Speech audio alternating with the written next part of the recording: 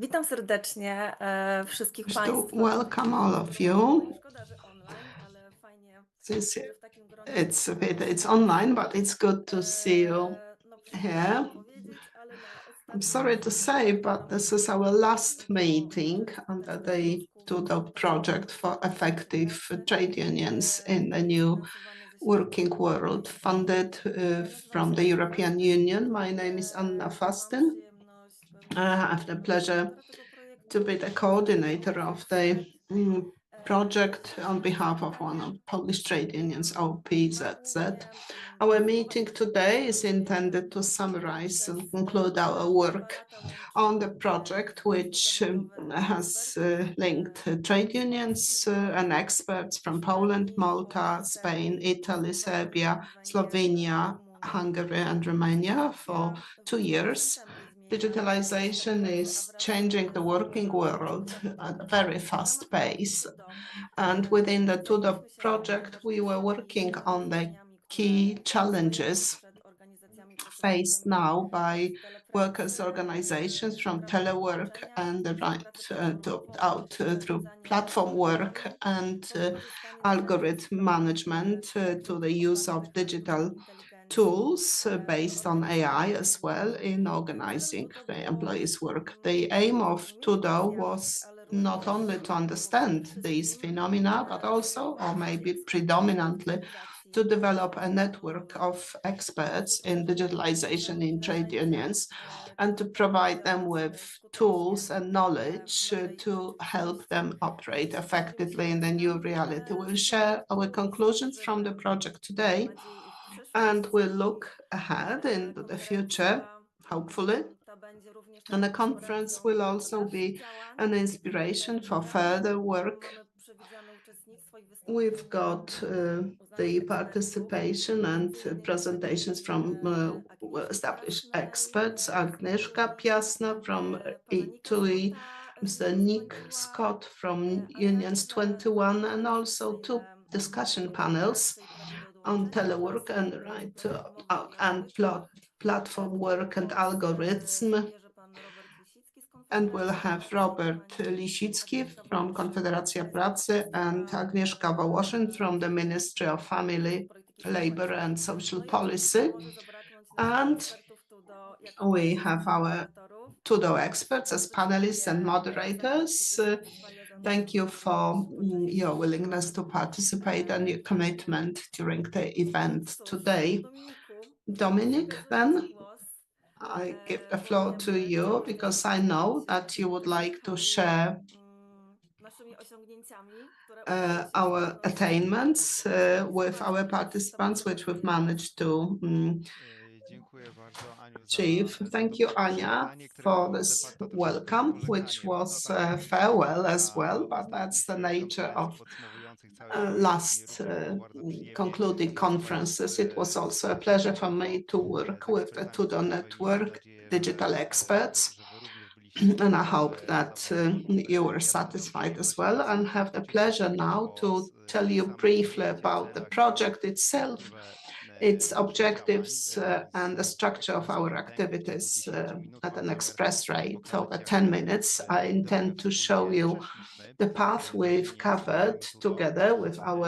TUDO i experts, będę się wspomagał and I'll be troszeczkę prezentacją, uh, która using a presentation which I czy wszyscy hope to Państwo ją show widzą? you in a minute. Can you see Super. it all? Thank you. Excellent. Świetnie. Głównym celem So naszego the całego general objective of projektu our project było wzmocnienie was to organizacji, enhance które były częścią and strengthen całego workers' projektu organizations which were Komisję part of the project Europejską. funded by the Tematykę European Commission cyfryzacji pracy. on Projekt miał za digitalization of zadanie stworzyć work. pewną The sieć idea of the project ekspertów, was to develop a network którzy of mają trade wpływ union experts przyszłości who w tych organizacjach in dostarczać pewnej the ekspertyzy, future will be providing expert specjalizacji, opinions, specjalistycznej wiedzy w specialist zakresie knowledge, cyfryzacji nowych obszarów, expertise on takie ważne digitalization, new poważne areas of kwalifikacje w digitalization, which organizacji improve the pracowników. quality of work To and także the przebywanie w organization of nowych sektorach employees, and gospodarczych, które operation in new dopiero sectors of kształtują i economy, pojawiają which are po to, żeby only związki now zawodowe being korzystając z developed porządków pracy and which były w occur stanie for trade unions to be able realizować swoje. to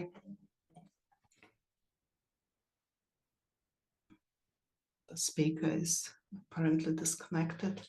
No, z jakiegoś powodu mnie wyrzuciło. For some reason Udostępnię is swoją back. I will prezentację share jeszcze my raz. presentation again. Na szczęście szybko wróciłem. I'm back quickly, Okej. fortunately. Spróbuję kontynuować. Trying to continue then.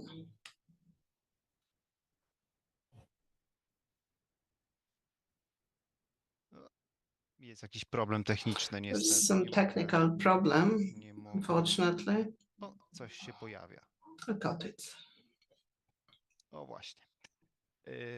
Mam nadzieję, że teraz już bez Hopefully, jakichś tych we'll problemów mogę continue przedstawić without any bardziej further szczegółowo technical projekt. difficulties. I'll Tak jak present the Ania już main wcześniej assumptions of the powiedziała, project. As Ania całe mentioned konsorcjum, before, the partnerstwo consortium, składało się the z wielu partnership organizacji consisted of many europejskich, organizations representing europejskich. several Oczywiście European ZZZ countries. pełni funkcję OPZZ lidera w tym was the projekcie. project leader. Partnerami były związki zawodowe Partners were z trade Malty, unions z from Hiszpanii, Malta, z Włoch, Spain, z Serbii, Italy, Słowenii, Serbia, Węgier, a Slovenia, and także Hungary. mieliśmy And also przyjemność we had pleasure w partnerstwie mieć także to have in Europejską our partnership the Konfederację European Związków Zawodowych, Confederation of Trade sektorową Unions, Konfederację Europejską sector Eurocat Confederation oraz Eurocat Rumuński Związek and the Zawodowy Kartel Alfa. Romanian Trade Union Carter Alpha. Partnerstwo obejmowało The partnership Węgry, Włochy, included Maltę, Hungary, Polskę, Italy, Rumunię, Malta, Serbię, Poland, Słowenię i Romania, Hiszpanię. Serbia, Trudno jest Slovenia, wszystkie te państwa Spain. jednym tchem wymienić. It's not that easy to Przypomnieć. list them all Bardzo at one szerokie go. 8 partnerstwo i countries, cele były really wide konkretne. partnership and very ambitious Między wrześniem objectives. 2023 roku It was a the project was obecnym between kwietniem September 2023 and 2025. April 2025. Jak wszystkie projekty europejskie, As like all European była projects, odpowiednia struktura, we had tak zwane work package'e, structure, każdy so-called zna ten work nomenklaturę. packages. Everyone knows Oprócz this zarządzania i terminology.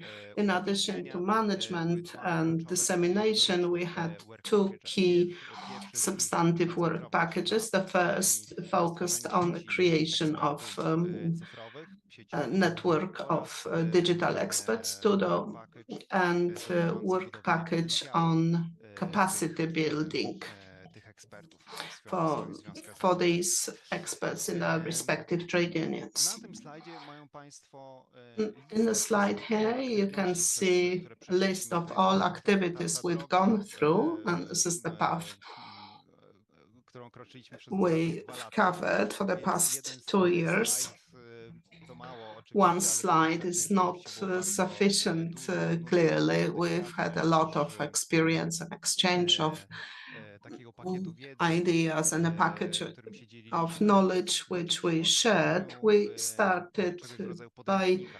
Nazywaliśmy go developing manualem. something like a Później szybko manual, which was a budowanie starting point kompetencji for cyfrowych, developing obejmował digital szereg tematów. competences, and that covered a W tym czasie wide oczywiście były range of europejskie polityki themes, cyfryzacyjne, ale European również digitalization europejska policies to start umowa with, ramowa and the Polish partnerów framework społecznych agreement for dotycząca social cyfryzacji.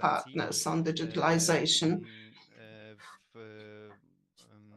Obejmowaliśmy także takie And we wątki, które są also obecnie covered dyskutowane, takie jak themes which właśnie are praca being currently platformowa, discussed, regulowanie like tej platform formy work, pracy, regulation praca of zdalnego this form of rozłączenia, work, wpływ cyfryzacji na telework pracę i impact oczywiście of to, w jaki sposób związki digitalization zawodowe on mogą work, and how odpowiedzieć trade unions can na respond te zagadnienia, to jak mogą też these starać się issues, organizować how they pracowników can w tych try and organize sektorach i jak employees chronić in tych pracowników. these sectors, how to defend Mieliśmy employees' rights. okazję we also had a chance to be trained and exchange experience during 2 online sessions and during 1 training session in Spain.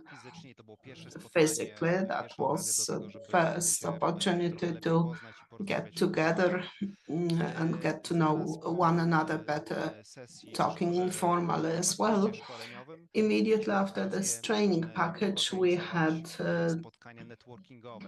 networking meetings, and we got a lot of support from Unions 21, the organization represented by Nick Scott here. Thank you.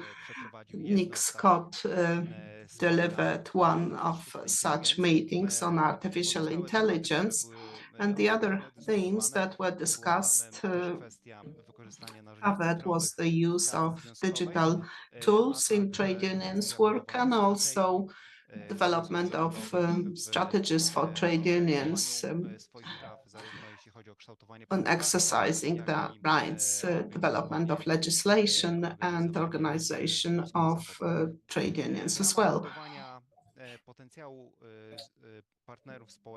Capacity building of social partners that involved a working session to develop recommendations for trade unions, and these were presented in the form of a document which we named Action Plan for trade unions, which sets new paths for activities in the future and might provide a point of reference for our respective organizations.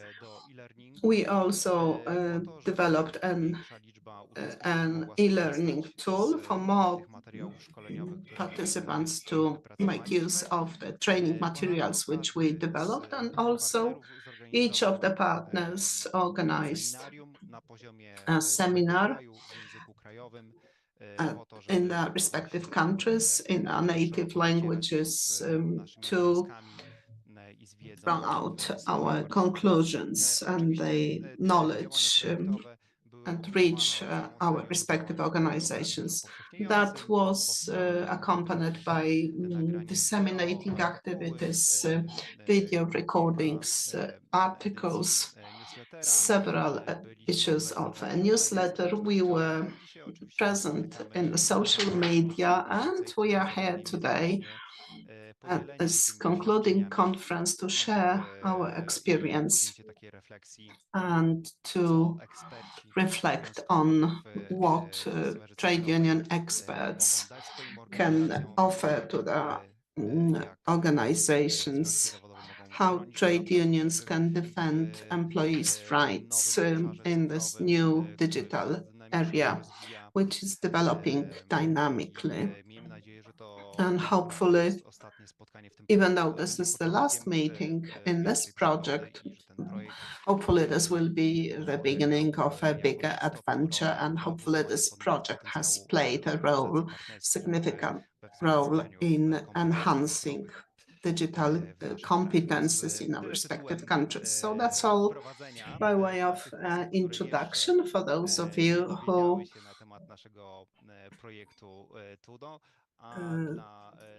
did not learn about our TUDO project before. And for our experts, that was a brief preview of what we had gone through together. Thank you, and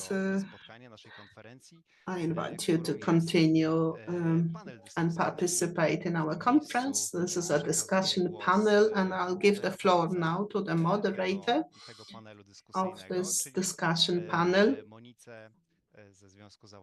Monica from Sigil Trade Union from Italy. We were to have 2 presentations by key speakers, so I do apologize. So may I then, so then we'll move on to the part which you mentioned. Agnieszka, the floor is yours. English, because it's about European level, but also because I do work in English, and it just makes it a bit easier to present this way. All right, so I hope you can see the slides. Thank you very much for the invitation. And I was asked to present quite a broad and I would say ambitious topic and only given 10 or 15 minutes to do so. So I'll just condense some key considerations, some key priorities for the unions, indeed in the area of digitalization at EU level, so mostly of the ETUC, but also other European level federations. I don't know if I can flip the slides. Okay.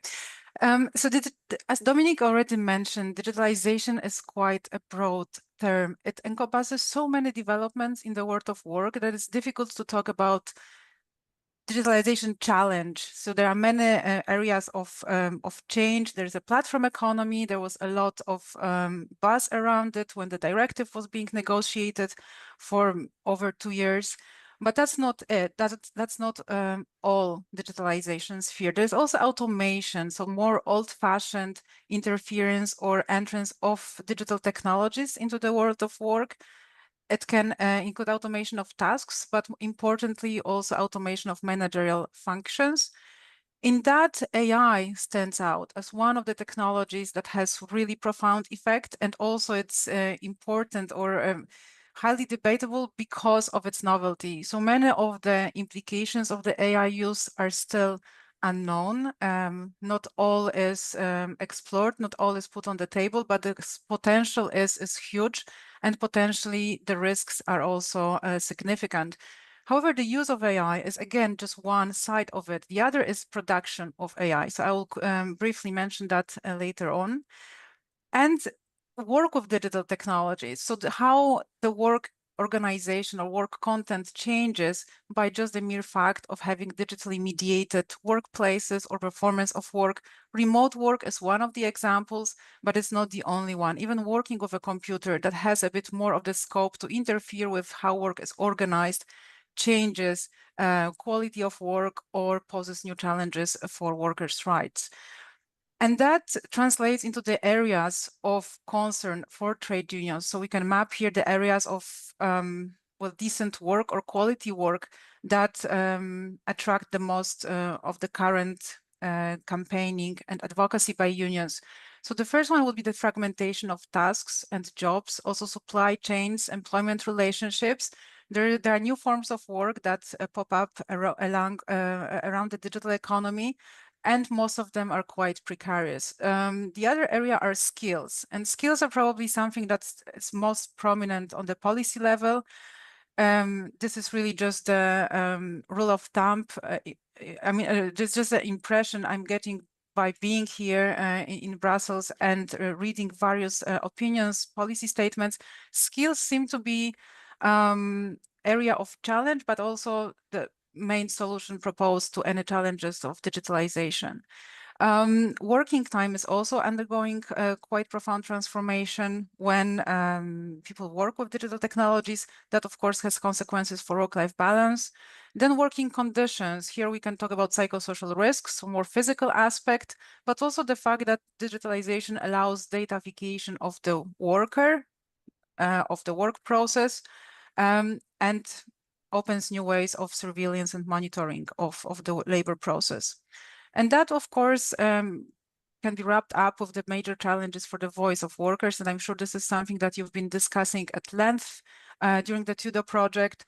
There are challenges for representation, not only because the issues are new and not well understood by worker representatives, workers themselves, but also because the forms of employment are also changing. And many of the new forms of employment lack formal access to channels of worker representation. There are also challenges stemming from the fact that in many of the regulatory or legal initiatives, the focus is on information and transparency, but simply being transparent or providing information on how technology is used does not mean that the consultation is capable of taking place. So these are very different levels of just being informed and having an actual scope for collective bargaining on digitalization. So now I will just, having a bit more, several minutes left, I will just dive in more detail in some of those areas of challenges to highlight how the technology digitalization poses complexity of issues and how they are interrelated, in fact. So introduction of digital technologies in the workplace is really mostly motivated by the increased efficiency, both in task allocation and in workers' performance. In principle, workers are provided with new resources, information, or tools, and that way they can perform their tasks more quickly, more efficiently, but also their tasks can be organized better by being through automated management.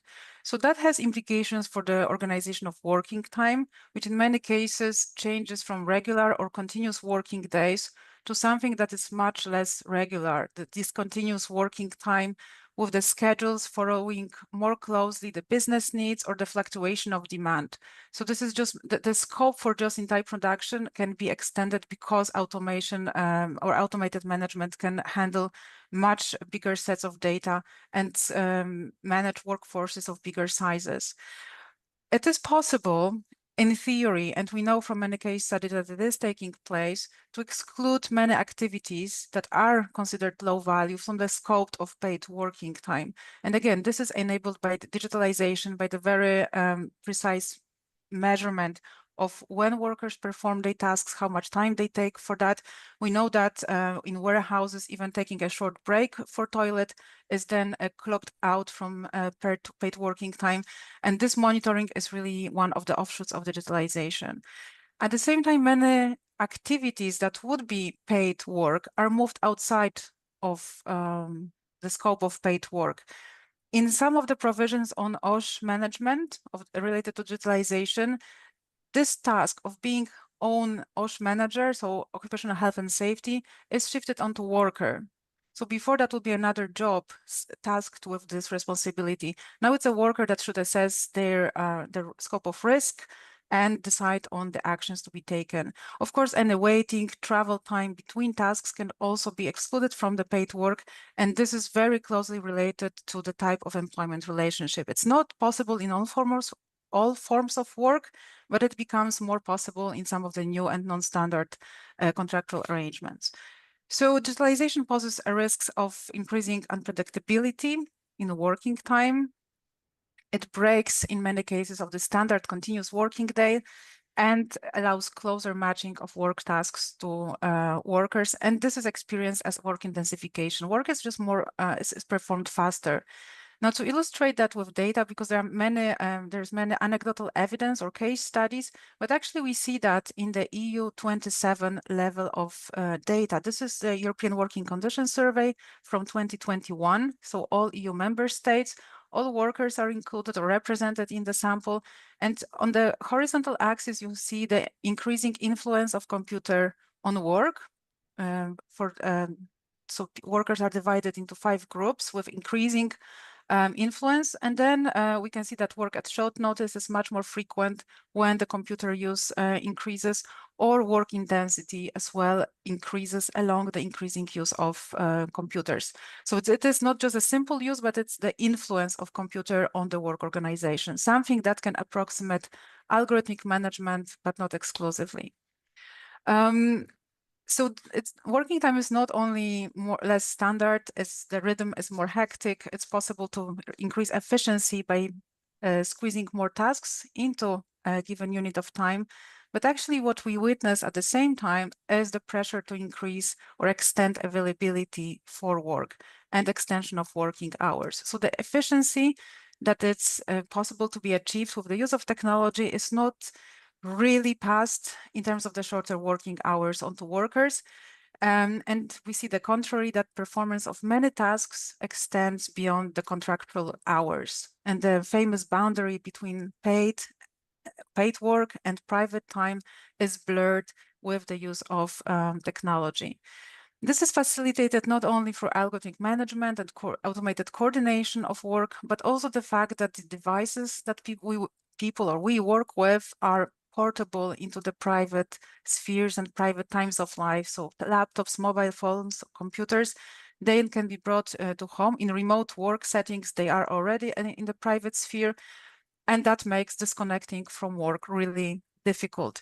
This is again interlinked with the individual changes to the employment relationship. So in settings such as solo, self-employed freelancers or dependent self-employed work, so dependent workers who are not employed but depend for income on mainly on one client and have limited scope for setting prices and organizing on work. We see that in those settings, they are much more vulnerable to extended working hours.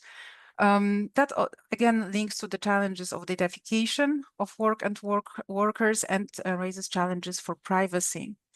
Again, this is not just anecdotal. When we look at EU27 data, we see work in free time to meet work demands is much more often reported by workers working with computers and being influenced by computer technologies at work, and work-life balance declines. This is the chart on the right.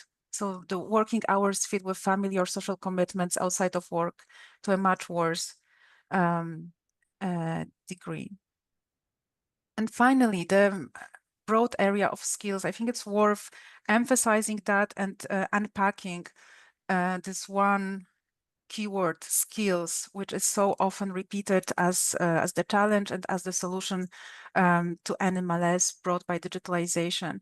So of course, there is potential to provide workers with new resources, with new skills, but also there are risks. So there is another side of the coin.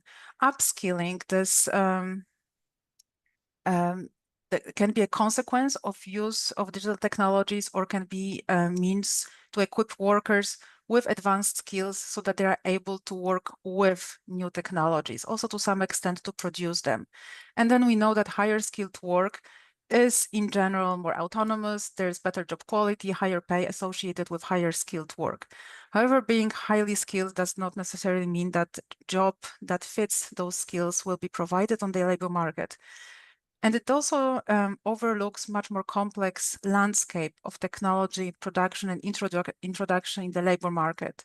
So when we think about AI and the fact that some tasks can be automated, so their performance can be supplemented or replaced by AI tools, that actually can lead to erosion of some professional skills when workers rely increasingly on AI to perform even complex decision-making based tasks.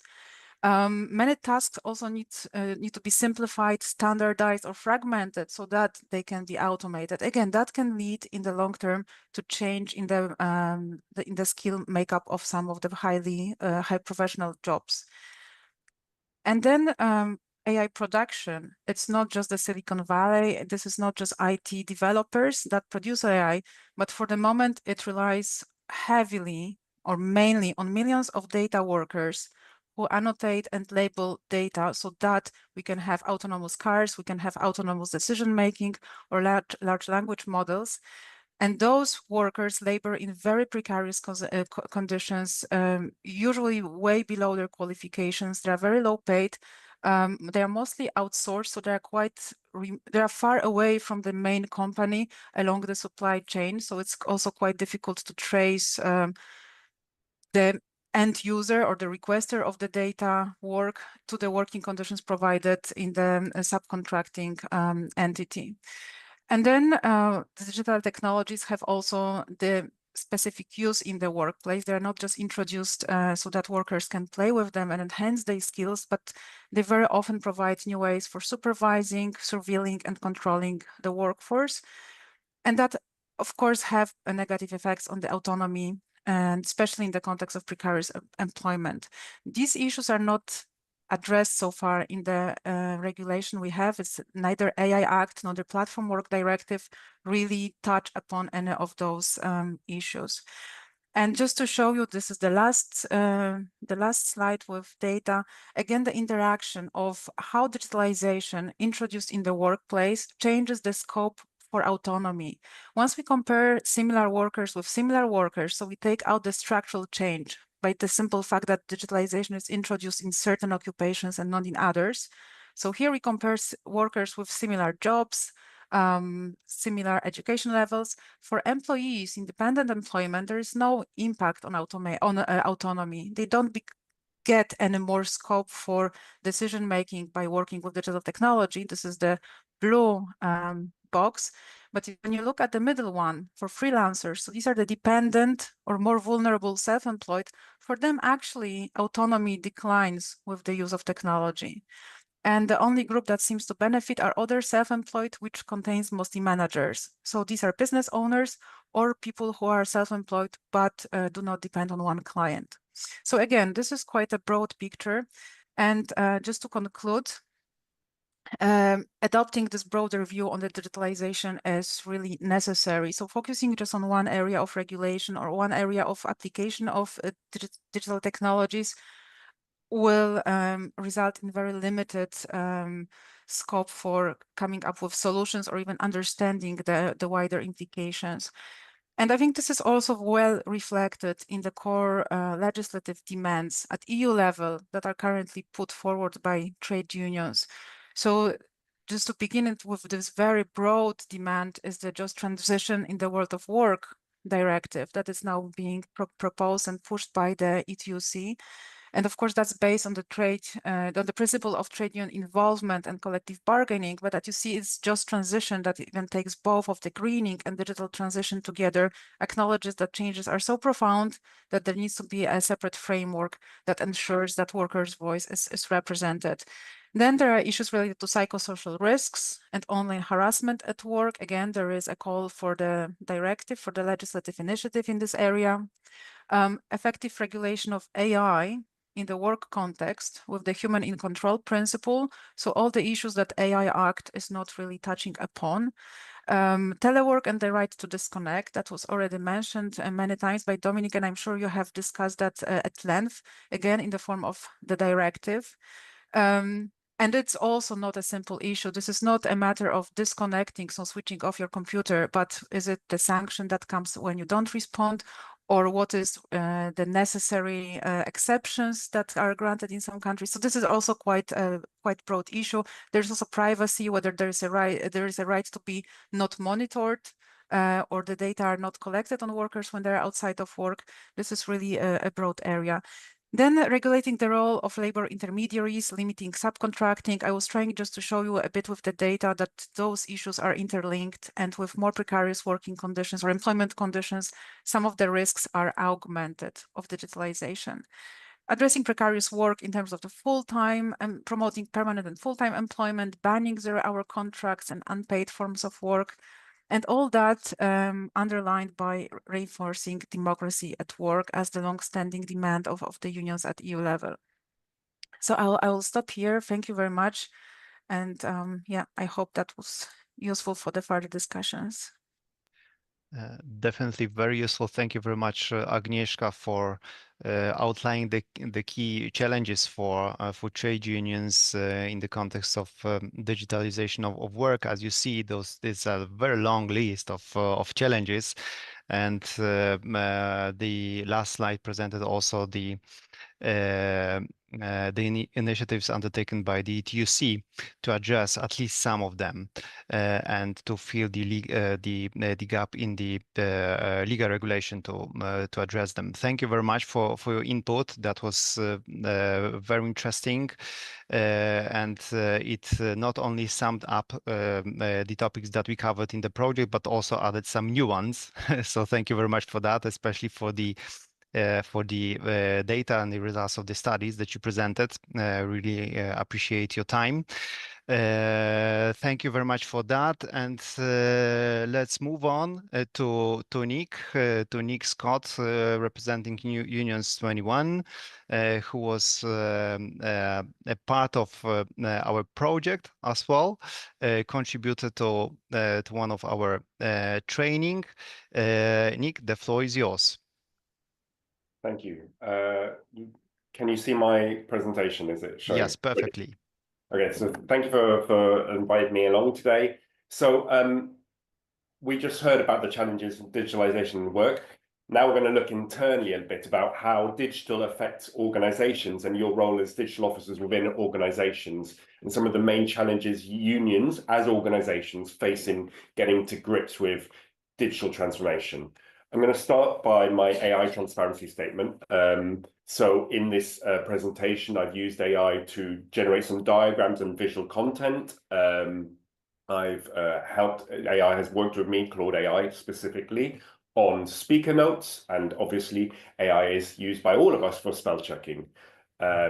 most of you have seen this presented before as part of the training. I think it's really important to be honest and transparent about how AI is part of the work that we do.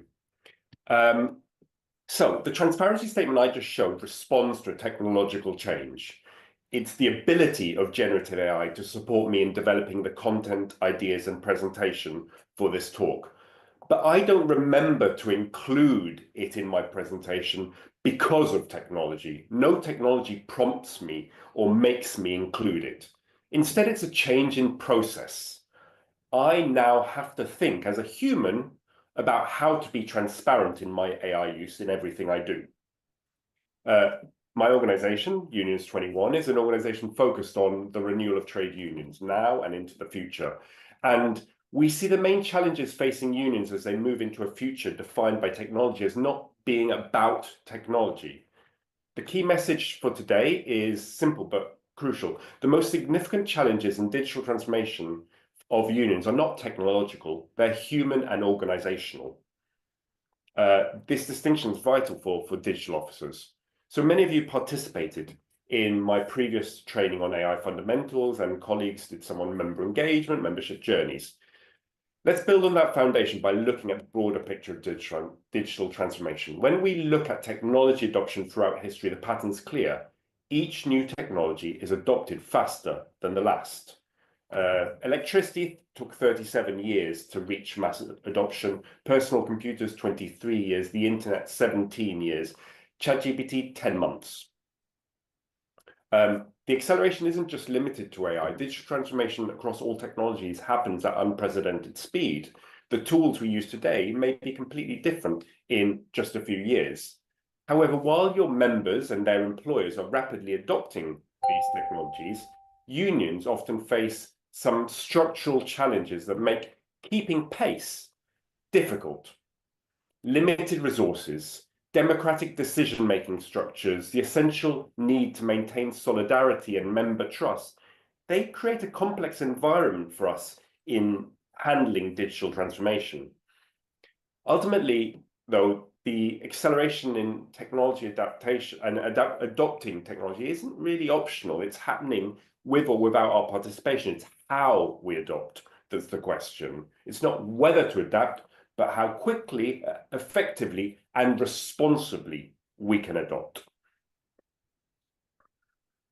So what's the reality on the ground? Again, you've seen some of this in the AI fundamentals. Looking just at AI, staff, members, reps are already using AI. People across all departments are experimenting, sometimes with official approval, sometimes without. This particular chart is from the US, and it shows how AI use is spreading across professions and lots of different professions. The same pattern applies to digital tools. Your communications teams try new social platforms. Your organizers are using messaging apps, possibly ones that the IT department hasn't approved. Your policy team probably may be using data tools or research tools that they've discovered on their own. Digital transformation is a story of change that happens in organizations, often in an uncoordinated, unstrategic way. What are the main challenges unions and other organizations face in digital transformation? Based on Unions 21's work with lots of unions, and my work with non-profits and other organizations, I think it's helpful to think of three interconnected pillars, and then there's a fourth area to think of. One is people, staff, skills, concerns, training needs. A second is processes. What are the decision-making frameworks? What are the workflows? What guidelines exist? How does work happen in your organization? And finally, there's technology, the tools themselves, how they're accessed, how they're controlled, and data protection. These three pillars don't exist in isolation. They're deeply interconnected. And cutting across them all is reputation, or we might call it politics. Every decision about how to use digital and AI in unions has a potential implication for how members of public employers view your union and interact with it. So I said they're interconnected. If you focus just on technology without considering people, staff, and how they respond, you'll face resistance. If you have great processes, if you really rework your processes to be more agile, but you have the wrong tools, your staff will find workarounds. Everything needs to align. So let's look a little bit at each area in turn. Starting with people. This is, I think, the most challenging dimension. So we talk to organizations about a model called the Change House. This is a model that helps you understand the different states that people who are encountering change, including technological change, might find themselves in. You might find some of your colleagues, when faced with digital change, in a room of contentment. They're comfortable with how things are, and they're skeptical about whether new approaches are necessary. Others will be in a denial room. They'll think, this doesn't affect my work. AI doesn't affect me. It doesn't affect my work. This is just another fad and it will pass. Some will be in the confusion room. When I've done this with unions, most people are in the confusion room. They're uncertain what this means for them. They're worried about their skills. They're worried about becoming obsolete, of their jobs being replaced. They're overwhelmed by the pace of change. Being a digital champion in an organization is about helping people move into the renewal room. What's that? That's a room where people are seeing opportunities to enhance their work, but staying true to union values. It's about renewal for themselves and for their organization. That's really challenging in unions, where you find people are trying to balance traditional organizing values with digital innovation, where they're concerned about maintaining human connection at the heart of organizing while also using digital tools that could push them further away from the people that they're trying to connect with. It's a really tough balance. How do you ensure digital transformation doesn't leave behind members of staff who may not feel digitally confident or who are concerned about that face-to-face interaction? Ultimately, as digital officers, you have to be a change agent, not a technology implementer. That's the key role of a digital officer, is a change agent. It means understanding resistance. It means providing support. It means creating champions across your organization. Then the second pillar is process. How decisions are made, how workflows and how change is managed. I talked to the FNV in the Netherlands about how they are adopting AI. When they were thinking about how to incorporate AI into their work, they created an AI lab. They developed a structured process that tried to gather ideas from across the organization, prioritize applications to explore, and test it in a controlled environment where mistakes are acceptable. It's a very different way of working to the way of working that they use for other things. This approach embodies key concepts from agile methodologies, iterative development, learning through experimentation, adapting based on feedback. These kinds of principles are crucial to handling new technology in a really fast-moving environment. Yet, unfortunately, they often clash with the traditional union decision-making structures. Union structures are designed for democratic representation, and they typically favor consensus and careful deliberation over rapid iteration. While this ensures member voices are heard, it can slow adoption. It can slow that process. For example, when a new digital tool requires changes to how members interact with the union, who is making the decision? Is it communications teams? Is it organizing teams? Is it the executive committee? Everyone has a role. And yet the union structures don't have processes to bring those people together often in a quick, agile way. It leaves people in limbo. So there's a tension here. The key thing is that we need to think about the way we work as much as the technology we use. Because without a focus on agility, digital transformation, AI adoption, all of the things that we've talked to you about becomes fragmented, it becomes risky. But there's an opportunity there. This is a good time to rethink workflows. We need to reimagine our processes, not just digitalize them. So it's not about changing processes because of the technology. It's changing processes because they don't work well for the modern world. We can find better processes with democracy and democratic engagement at their core. It's not, digital transformation ultimately is not about doing the same thing with new tools. It's about doing different things in different ways that allow for continuous improvement and adaptation. And yes, we still have members and their voices at the center. Finally, technology. This may seem like the most straightforward, but it does come with its own challenges. Unions face specific technology challenges. Limited resources mean you must be more strategic about which tools to adopt. Data protection concerns are really amplified when it's sensitive member information that's being handled. The fragmentation of digital tools, lots of people using different digital tools, creates really big challenges. You can have data in silos, inefficiency, missed opportunities. Ultimately, when you think about technology, the key message I would say is for digital transformation is technology is a strategic choice. The choices you make on technology are strategic choices, and they have to reflect your values. Choose tools to serve your mission, not dictate it. Ultimately, focus on the problems you have and then work backwards from there, rather than the technology that's available. Many organizations start with, oh, we must use AI. That's the wrong way to think about it. What problems do you have, and where is the opportunity that AI offers to try solving them? And beyond people, process, and technology, there's the dimension of reputation and politics. Every digital decision you make, including choosing not to act, is a statement that shapes how staff, members, and society view your union. Unions face a particular challenge. If you're too cautious, you risk becoming irrelevant to younger members or to members who expect digital-first experiences.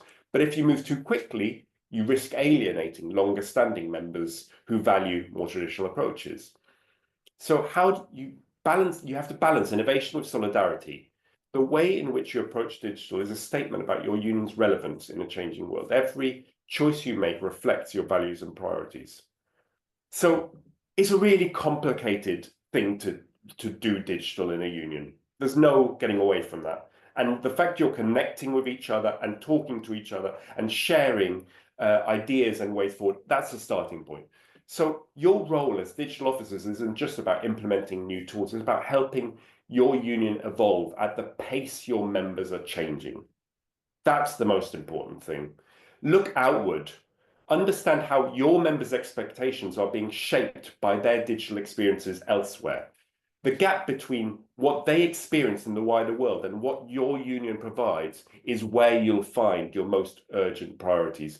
Work back from your members. But also look inward.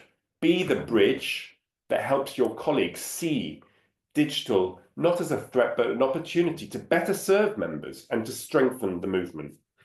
The most powerful digital strategies aren't built on having the latest tools, but on bringing hearts and minds with you.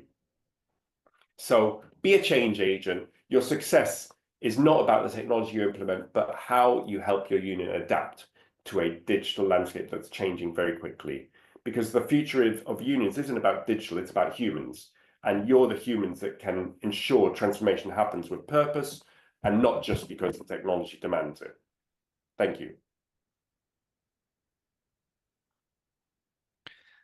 Wonderful. Thank you very much, Nick, for your presentation and your very interesting perspective focusing on the organizations themselves, which is the perspective that we intended to adapt also in our project. So this is very much appreciated, and this aim of capacity building of our organization was one of the main aims of the project. So thank you very much for this presentation and also for your contribution to our networking meetings. This is a very valuable input. I have a question. Did you use AI tool to prepare one of those beautiful graphs? I mean, especially the house. On the bottom, I've seen, if I remember correctly, a pit of despair, right? Mm-hmm. Something like that. So I did use it on lots of them, but not that one, I think. No, not that one. No, that is actually that's a model, the change management model called the Janssen Change House, and so All right. I created that in Canva, copying it. I think I did try. I tried asking ChatGPT to see what it would produce, and it produced a not very good one. Okay, you see, so AI has its own limitations as well. Right, thank you very much, Nick, once again for your contribution. Agnieszka, same to you. We really appreciate your input as well.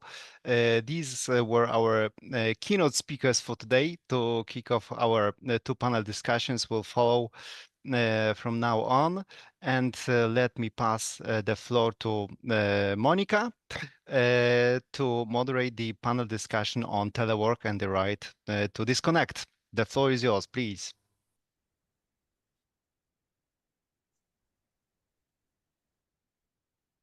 Thank you, Dominic, and thanks a lot to Nick and Agnieszka as well for the valuable insight given to all of you that has set the background for our panel. I will moderate the panel discussion on telework and the right to disconnect. I'm Monica Ceremigna from CGIL. I work in the European International Policies area, and I will be moderating this panel. As we have seen in the very past few years, the telework has transformed completely the way we work and we engage with our jobs and our lives, bringing new opportunities for sure, but also raising serious questions, as Agnieszka has presented just a few minutes ago. Questions about the boundaries, the limits, the availability, the well-being of the workers and the people in general. Today, we will hear perspectives from Poland, Romania, and Spain on how these countries are dealing and navigating this evolving landscape. So let's start with a quick introduction of our panelists.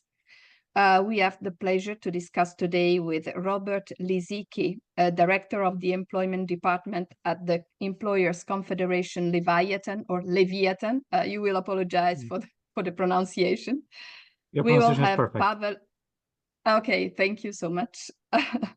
We have Pavel Zmijilski, that is the Director of the Legal Department at the OPZZ, the trade union organization that is applicant leader of this project. We have Razvan. Good morning. We have Razvan Avriggeanu, that is the Vice President of the Bank Trade Union Federation from the Trade Union Cartel Alpha, Romania. Are you there, Hello. Razvan? Yes, right now I'm here. Yes, I have. Okay, great. I can see you, but I can hear you very well. Thank you. Yeah. And then we have also Olga Lopez Maitsu. She is a sociologist from Forum, that is the Foundation for Training and Labor from Comisiones Obreras, Spain. We are particularly lucky today because among our speakers, there is one person who directly participated to the negotiations, social dialogue negotiations for the European directive on telework that wasn't a great success of social dialogue, we have to confess, of course, but he can tell us how it developed and how now things are going on. So the floor is yours, Mr. Lisicki, for the next 7-8 minutes. Thank you. Thank you very much, Monica. And I will take advantage and I will speak in Polish, if I may. Szanowni Państwo, po pierwsze bardzo Ladies and dziękuję. gentlemen, first of all, I would like to thank the organizers to take part in the discussion in the area which is key, which regards EU digitalization agenda and issues relating to AI and working conditions, employment working conditions in the context of increasing intensity of work. With regards to the question about negotiations at the EU level, I will tell you about my perspective, about challenges I can diagnose in the context of the topic of telework and the right to disconnect. I will not talk about details of negotiations, but I will throw some light on what preceded the negotiations, what were my reflections about telework and the right to disconnect, and what future may bring.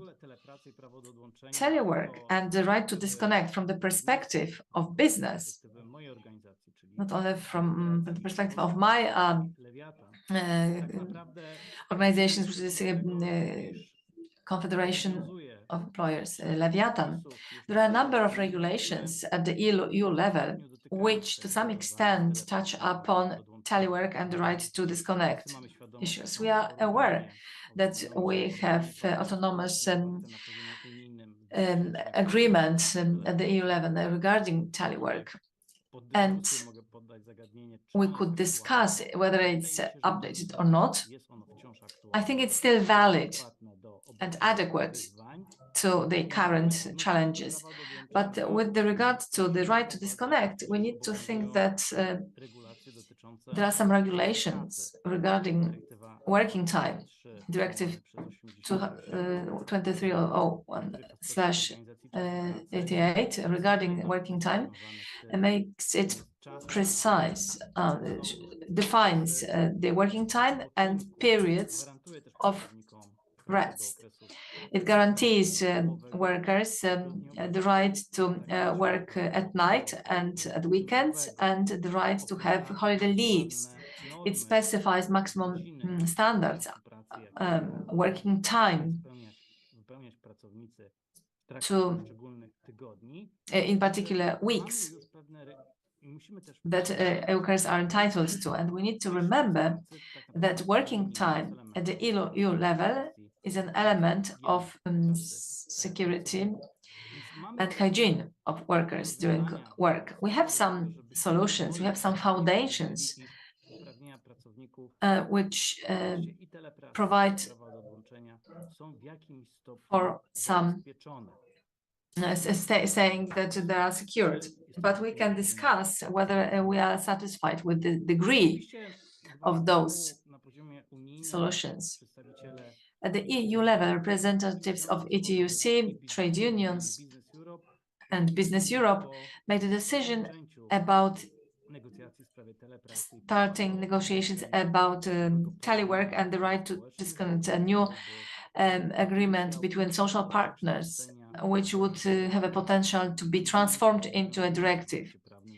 So we are talking about a valid normative document at the EU level. What preceded those negotiations was a period of COVID-19 pandemic. So in all member states, it was a dynamic growth of a share of workers working online from home or providing telework. And what was the foundation for such negotiations? I think this affected negotiations and future actions at the EU level. As you know well, in particular member states, starting with 2020, there was an increase or an update of regulations regarding telework or remote work. Particular member states during the pandemic started to update their regulations and adapt to new challenges. This is also a Polish case, where in 2023 we introduced a new chapter regarding remote work. And I think it's important in the context of our discussion, because I would ask whether we can speak about some universal term of telework or remote work. When you look at practice at the national level, domestic level, and discussions in Brussels, I have a feeling that those scenarios, ways of performing remote work, the schemes in how cooperation could look like between the employer and the employee, the scope of freedom of workers in this area is very diversified. And I think we also need to take into account when looking to the future So do we need an initiative at the EU level? If so, how can we attempt at defining telework? So before this meeting, I was looking through those the issues which were foundations for the negotiations. The first element was the definition of telework. Are we able to adapt a universal definition at the EU level, a different one than the one which exists in a document from 2020? So how much would we make this definition flexible to squeeze in all the events and practice regarding telework? Another issue, if we look at the agreement from 2021 regarding telework, so voluntary aspects of telework, the key for telework or remote work is that a worker is interested in such form of employment. We need to remember that there are some circumstances like the pandemic, COVID-19 pandemic. So potentially some circumstances might occur which make it necessary for us to introduce other forms of employment. Do we agree for that or do we disagree when thinking about future universal regulations at the EU level? Voluntary aspects. It's not about working conditions, but what is our perspective? So remote work is a benefit for workers. In our opinion, workers are interested in performing telework. So this is a business perspective. I guess there will be a different perspective if we speak about representatives of employees. So when we speak at the national level and EU level, so this is our perspective. So telework is not the point of interest among employers many times. Sometimes it's something which is attractive for employees. This is something we should take into account. We should balance those approaches. Another big issue when we speak about telework regulations at the EU level, which is disputable, is costs. To what extent should the employer take over covering the costs relating to performance of telework or remote work? This is something which relates to what I have said before. So who is the initiator of remote work? Is it important who initiates it? In Poland, we have occasional telework up to 24 days in a calendar year, and this is initiated by the worker. So the question is, if in such circumstances, do we have common grounds in our discussion in the European Union? When we speak about telework regulations, we cannot forget about traditional aspects, safety, health and safety at work. And now there's a review ongoing of the directive, so working with monitors, computer monitors. So finding a balance between employer's responsibility as an entity responsible for working conditions of employing somebody and the specifics of telework. So the question, to what extent can employees can be free as to selecting the place of work, or should we monitor and be responsible for working conditions? Probably this is a disputable element. There are different regulations in different member states. And surveying and monitoring of work and also privacy. So personal data protection. This is not a very disputable issue. We have a regulation regarding personal data protection and processing. So we know what are the limits here. and when and how the employer may review such data. So these are the issues that we need to take into account when we think about regulations of telework or remote work. And now the right to disconnect.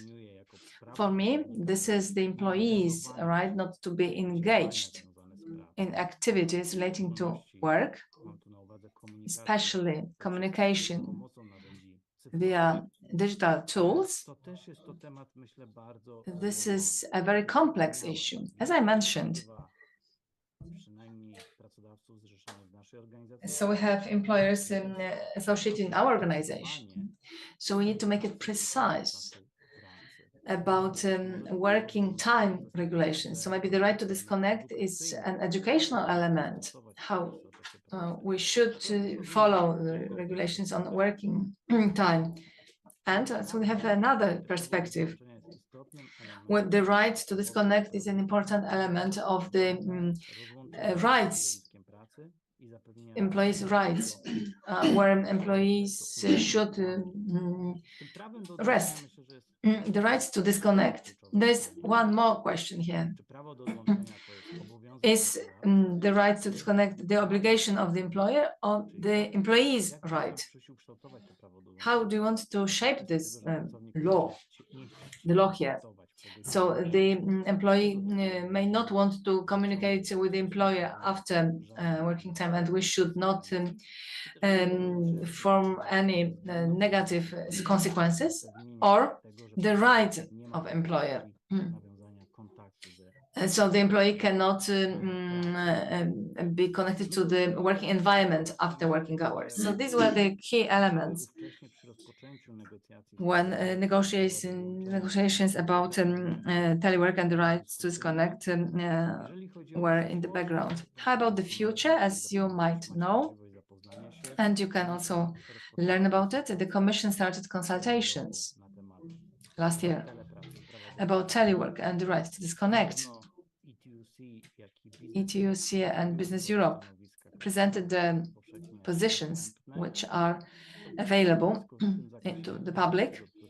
Business Europe's position, which we support as a member, Poland is a member of Business Europe.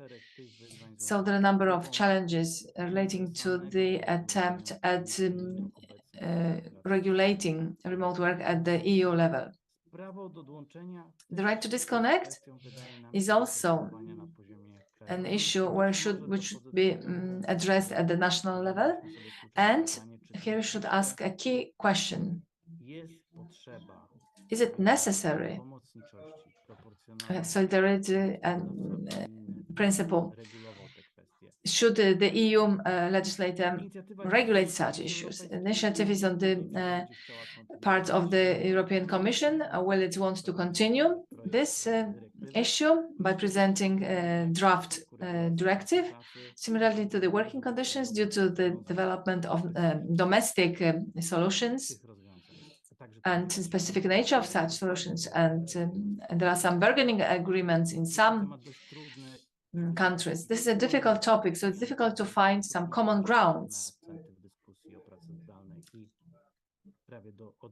about telework and the right to disconnect.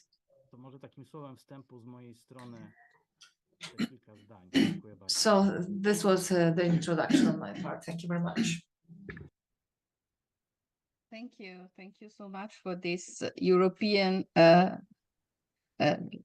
say, overview of the negotiation, of the failed negotiation, we have to say. I was wondering when you were talking about subsidiarity of the legislation and the need of dealing with these topics at the national level. I was a bit, I'm still thinking over this, because I think that we are talking about phenomena that are not national nor European. These are global phenomena. Telework can be performed from wherever in the world. And so I don't know how we can follow this, let's say, aspiration of having it regulated at the national level. But this was just my reflection while you were talking. We are now going to listen to our speakers from the national trade unions. I would like to start with Razvan, if you agree. We will oversee the legal framework of each country, but also the impact on the human dimension. So the question for the speakers is, how is the right to disconnect handled in your country? How telework is handled in your country? Is it a law, a guideline, or it's still under discussion, like it is in my country, for example? What are the steps that have been taken, and how have unions, but also employers, responded to these moves?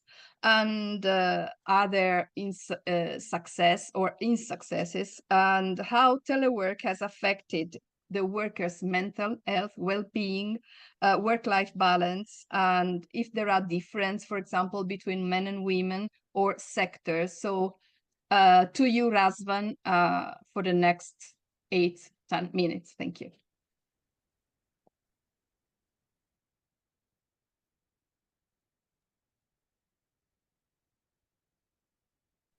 Mulțumesc, bună ziua în primul rând tuturor. O să încep prin a vă spune că dreptul la deconectare în România nu este reglementat. I'd like to say that this is an issue which is not regulated. In Romania, we've got labor law, which regulates quite restrictively the period of work.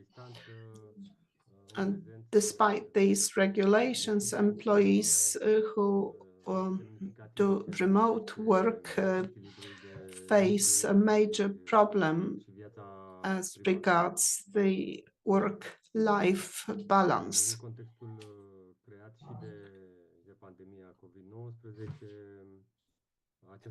In the context created by COVID-19, the situation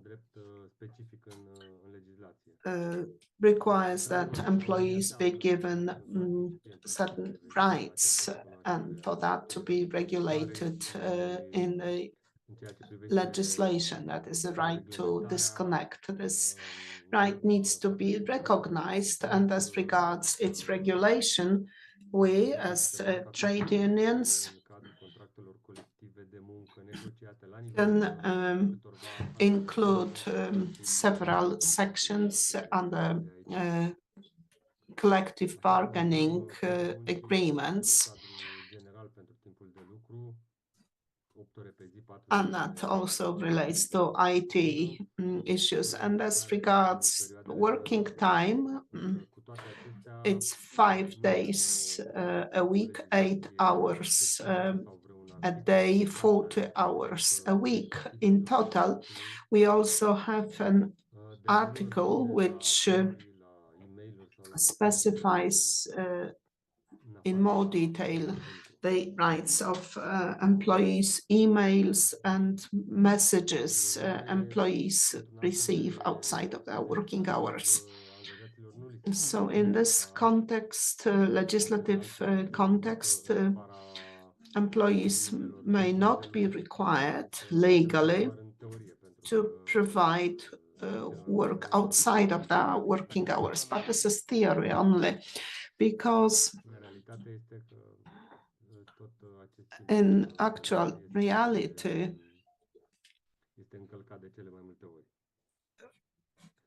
the working time, which is defined in regulations, is being infringed, and this happens on a number of occasions. We also have regulations on work safety, and that should be a transposition of European regulations. Employers are obliged to provide employees safe working conditions, and that involves observance of working time limits as well. And that's part of work safety and hygiene regulations. And the absence of regulations in our legal framework in the context of remote work and digitalization, which has accelerated all of this, has influenced employees, especially in IT, financial sector, services. The financial sector is mine as well. And discussions I had with my colleagues in the financial sector, and as a result of talks with my colleagues from trade unions regarding the IT, the conclusions are that we see increased pressure on spending private time doing work. And it's only after some time that employees feel that they are forced to work while they are connected all the time. And this is a breach of regulations which are set out in the legislation. This is a breach of employees' rights, and this may not really offer efficient work. And we, as trade unions, we are a partner in the social dialogue. And we started debates and workshops with employees also in order to find a way of regulating these infringements. Even though we have a legal legislative framework, employers are not always willing to acknowledge and accept this status. Nonetheless, we see employers being increasingly open. We've managed to execute a number of collective bargaining agreements, and we've demonstrated that employees have the right to disconnect. And these collective bargaining agreements have been executed in the banking and insurance sectors. We have a plan to add another section on negotiations, and we want to incorporate the right to disconnect in that. We've got employees who have been doing hybrid work for a long time now, and these have claims addressed to trade unions to regulate that matter. We've had meetings with representatives of the Ministry of Labour. Consultations started with social partners, but we did not manage to reach any specific results as regards the transposition. But recently, over the past few days, we had negotiations with MPs who have initiated amendments to the regulations within sectoral committees in Romania. In the previous legislation on sectoral committees, we've got a specific number of these, more than 20, but we want to increase the number of committees would be responsible for various sectors, industries to 52. Thus, we wish to improve the quality of that legislation to help us, that is trade unions in our confederation, to negotiate working terms depending on the industry. We want to incorporate the regulations on the right to disconnect in the legislation. And in conclusion to my contribution, I want to refer to the legal framework.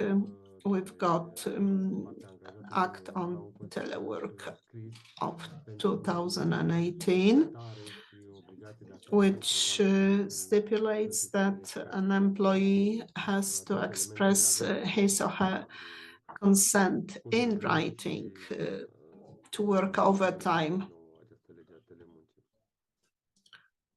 We want to rely on that because this is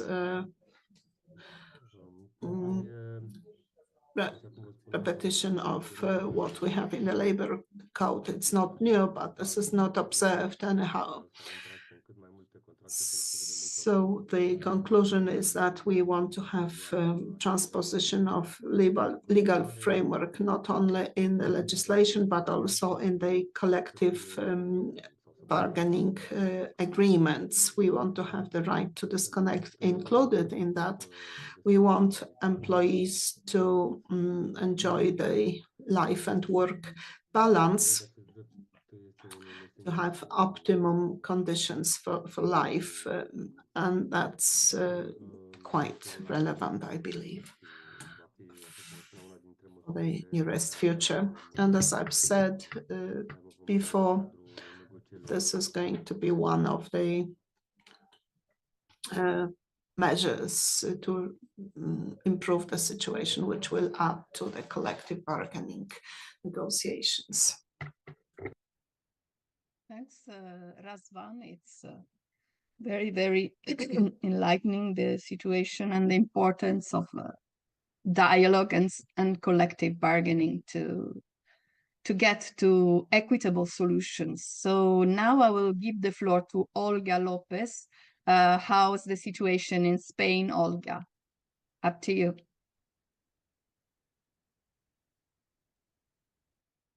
Hola, buenos días. Es un placer estar aquí con vosotros para hablar cómo se está abordando desde España. Good morning. Thank you for inviting me to this meeting. It's a great pleasure for me to share with you my considerations about the relevant topic.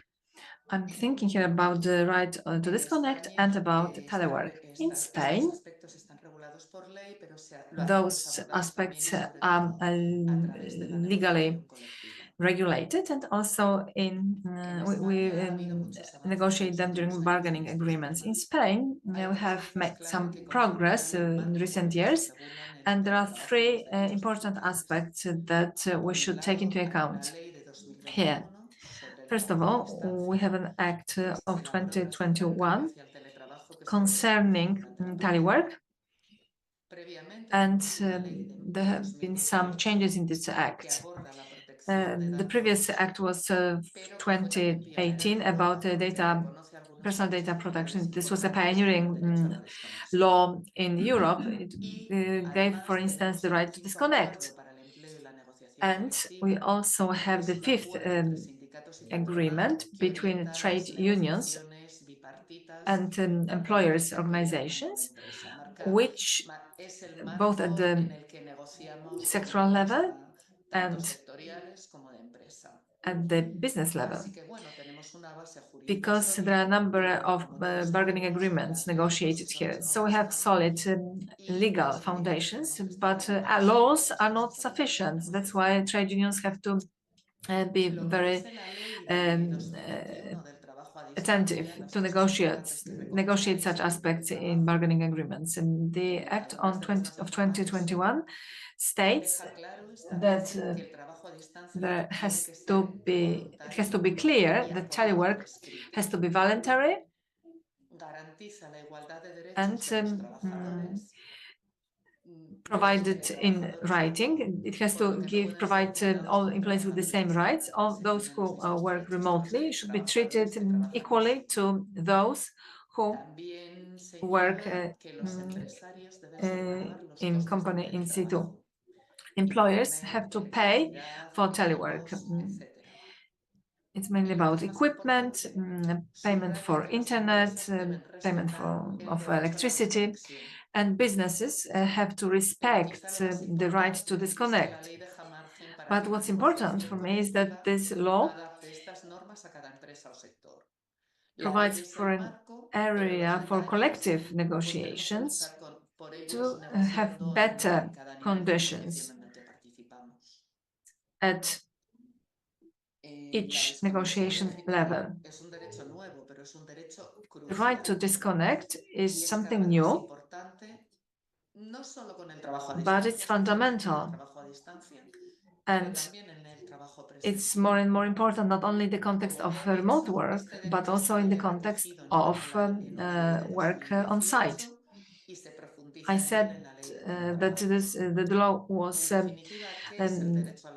passed in 2018 and it was repeated in the Act of 2021. This right means that employees have the right not to be in touch with employers, and they wouldn't pick phones or answer emails after outside working hours. So companies have to create legal context to guarantee such rights. We know that this has to be formulated in writing. Trade unions have to be very attentive here, vigilant here. What's the role of collective bargaining agreements? This is the strongest tool we have to guarantee the rights. So in Spain, as I mentioned, there was the fifth agreement between employees, federations, organizations, and employers. And this agreement guarantees the right to disconnect. Owing to this, trade unions were able to guarantee some rights in negotiations and bargaining agreements. And some new clauses are included in bargaining agreements to guarantee those rights. So we negotiate working time when employers cannot, outside of which employers cannot contact employees. And we also pass protocols for disconnecting and sanctions for calling employees outside working hours at night or in the evening. So we can see some benefits, real benefits of negotiations. They are not present in all collective bargaining agreements, but we can see that there are more and more positive effects of negotiations, and a number of bargaining agreements have been updated. In our trade union, we don't want to have a reactive position. We want to be more progressive. We want to be more active in those negotiations. So we are working on supporting our representatives, employees belonging to our trade union. We want to make aware employees that they have the right to disconnect. They have the right to negotiate guarantees. We support collective negotiations in all kinds of businesses. We support trade union traders who represent us in different businesses, companies, so that they have appropriate arguments for negotiations. And we also support initiatives in companies. We support representatives of trade unions who are fighting for fundamental rights to be guaranteed. We want telework not to make differences between men and women, not to discriminate women or persons with disabilities who work remotely. There are a number of challenges in Spain which are important for us. As Monica mentioned, those are global challenges, not only at the level of the European Union. The fact that it's not always the right to disconnect is present in practice. Sometimes it's guaranteed only on paper, but it's not in reality.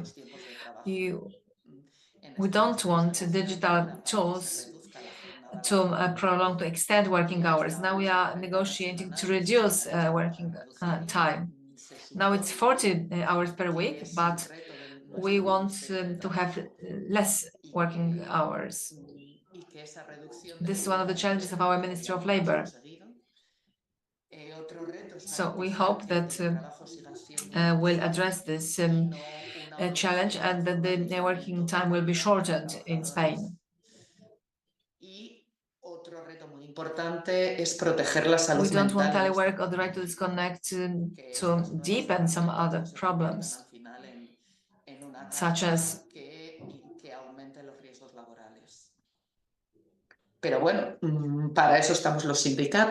lack of employment contracts and so on.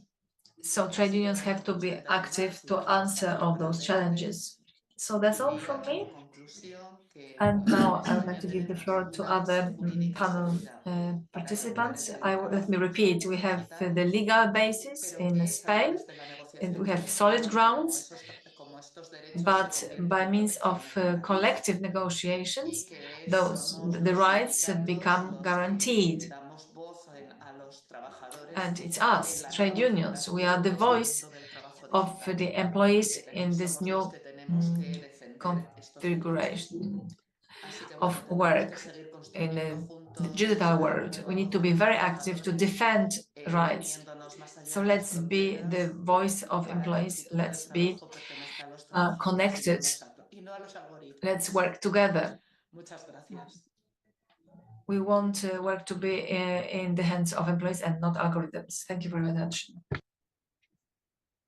Thank you, Olga, and also for showing us a very, very good practice of regulations that are able to adapt and to change according to the evolving landscape, that the speed of technological changes.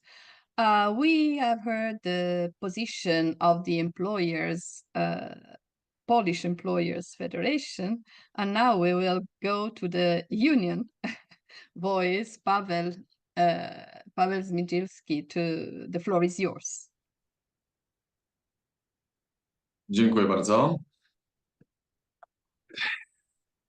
Ja powiem szczerze, że bardzo żałuję, że te prace na poziomie unijnym dotyczące wypracowania nowych zasad pracy zdalnej. EU level on remote work and right to disconnect failed. My colleague Robert was telling us about the work and asked several questions, whether we really need new regulations on remote work or telework. I think so, because this framework regulation has grown old. The world is moving forward. Areas like monitoring, privacy, protection of personal data.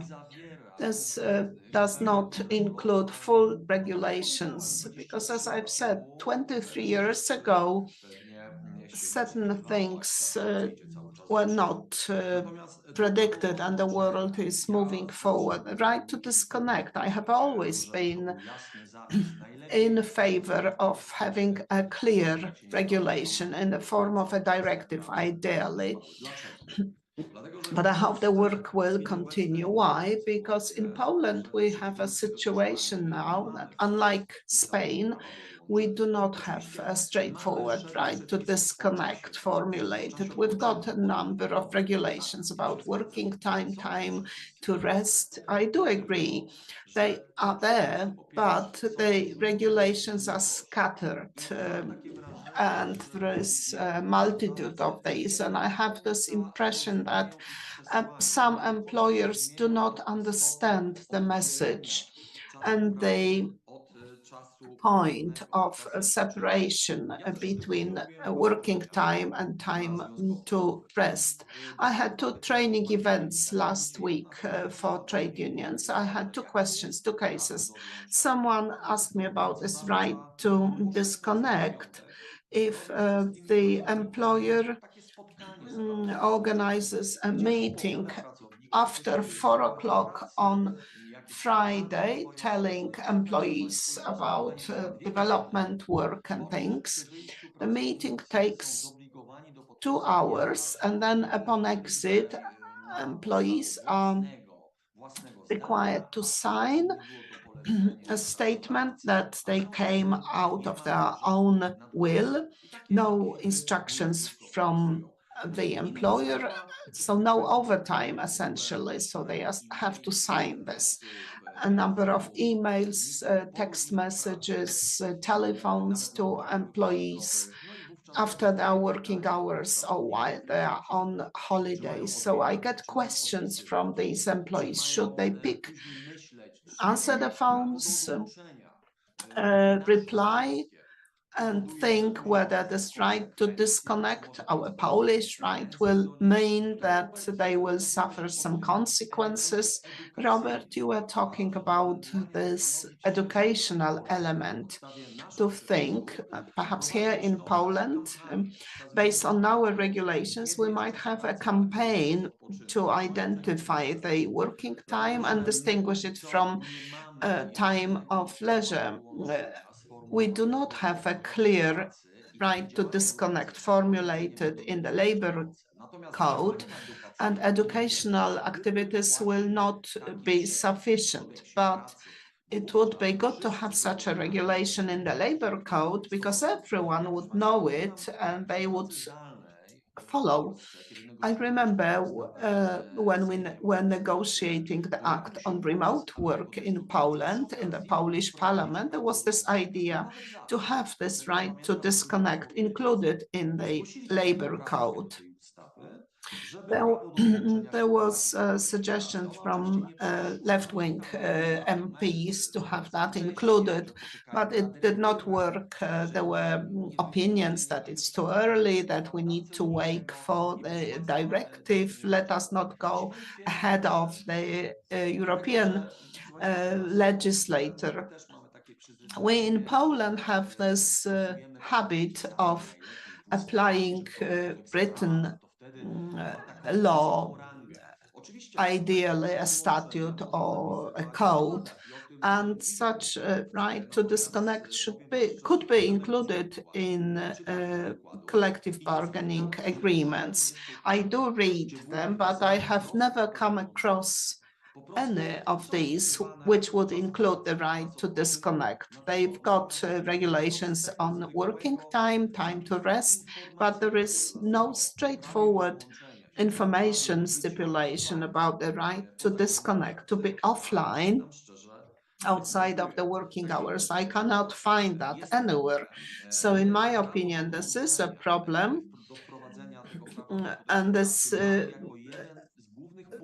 is one of our main points of our trade union, the OPZZ, to have that included in the legislation. And we work towards that, to have a clear and a fair regulation. I'm looking at Robert. I do realize that this classic right to disconnect should be accompanied by some circumstances, extraordinary conditions, things. Well, yes, we can talk about that, but this right to disconnect should be included straightforwardly in the labor code. We as OPZZ are undertaking activities in the Social Dialogue Council as well. It's hard work because employers have their own arguments. We have our own position, but I keep hearing in that discussion this statement, let us wait for the EU legislator. But I keep saying, let's not wait. Let us undertake activities to go ahead of the EU legislator, because we are the ones to shape the law as well. We need to be active, as others were saying.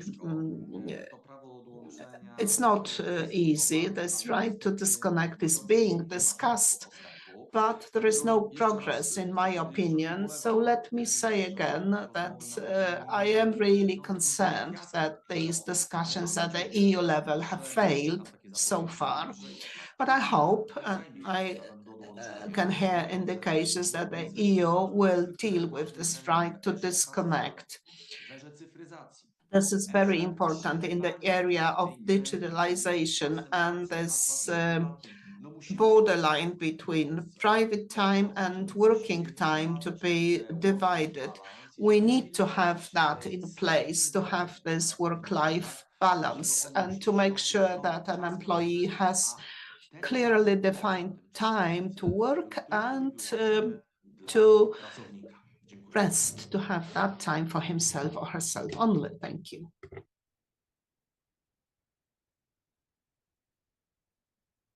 Thanks, Pavel. And I will give immediately the floor to Robert Lisicki to answer the many questions Pavel has raised. Dziękuję bardzo, Monika. Thank you very much, Monica. Some of the issues I have already responded to. The issues to be solved in the future, discussion on new legislation on telework and the right to disconnect. I understand postulates by Pavel on behalf of our Polish trade unions. And one issue is that I have no doubts that the right to disconnect should belong to every employee. Another issue is to how to put it into legal frameworks. When we speak about regulations, some problems start. How to define it precisely, as has been said before. And it's my personal perspective.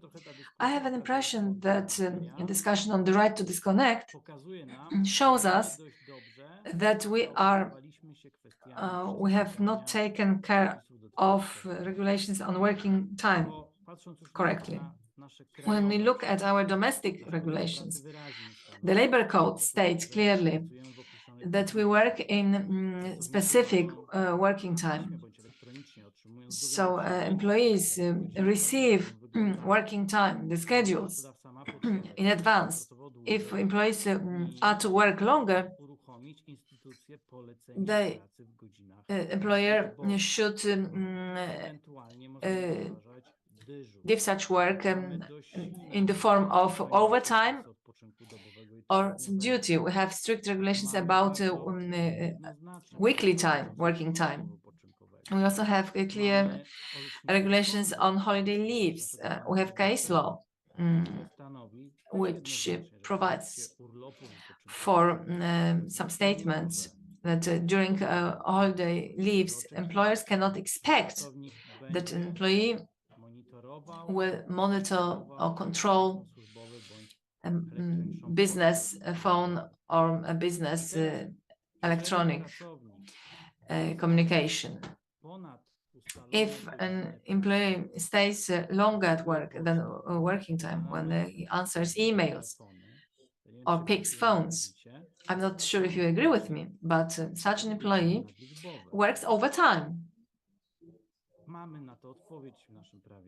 And we have the answer in our labor code. So as I said, we haven't taken care of this topic too well in the area of making employees and employers aware of those regulations regarding working time. It's easy to say the right to disconnect. What I mentioned before, a solution when an employee has the right not to become involved in activities relating to working environment by means of digital tools. We can consider such regulations, but we have to discuss some exclusion exceptions. How about overtime work? How about breakdowns? Some special circumstances, special needs of the employer which might happen in a working environment. How should an employer communicate with the employee in such circumstances? The right to disconnect also may mean that there is no possibility to contact the employee. So that's why it's not only about the idea, because we all agree to the idea, but how to translate it into legal regulations, which have some consequences, some sanctions, in such a way that we take into account different circumstances which might happen in the working environment. As of today, working time regulations answer those questions. In the case of the right to disconnect, here in Poland, we have never discussed this issue too well, apart from saying that the employee has the right not to be involved in the working environment after working time, outside working hours. And how about breakdown, some special needs when it's necessary, when the need is objectively justified, how to contact the employee. These are not daily activities or events, but how to reconcile that. I think it's difficult to translate it into legal regulations so that we might feel well when we follow our legal regulations. So there are several issues with some question marks. In today's discussion, we haven't answered the question whether the right to disconnect is the employee's right. I, as an employee, can refuse to contact a working environment. I switch off my mobile phone, laptop. I don't open my electronic mailbox. Or perhaps a solution should be that the employer cannot make it possible for the employee to connect to the working environment. It would be technically difficult, or I think it's impossible to adopt such an approach. So the right of employee to not to become connected with the working environment outside working hours. We all agree, social partners agree, that working time should be adhered to. The employees have the right to have some rest. The mental health time is important. This is the area of health and safety. But there are a number of question marks. To what extent and how we should regulate all that in regulations? Thank you very much.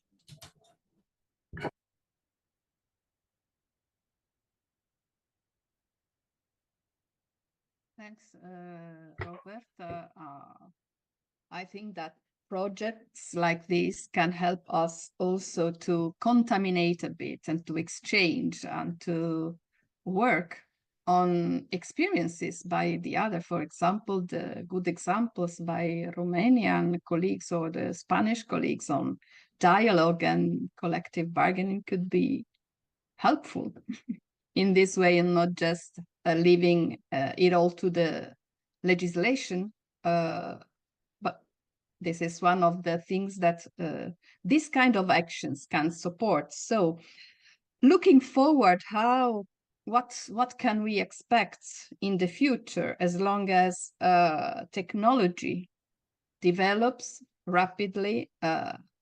We will have another panel on algorithms and artificial intelligence, but right to disconnect, how do you think the existing regulation can adapt or change to to deal with artificial intelligence, to digital tracking, for example, to health and safety issues like well-being, mental health issues, and so on and so forth. So do you have any or one key recommendation to protect, to enforce the right to disconnect? We'll give the floor, let's start with Razvan again.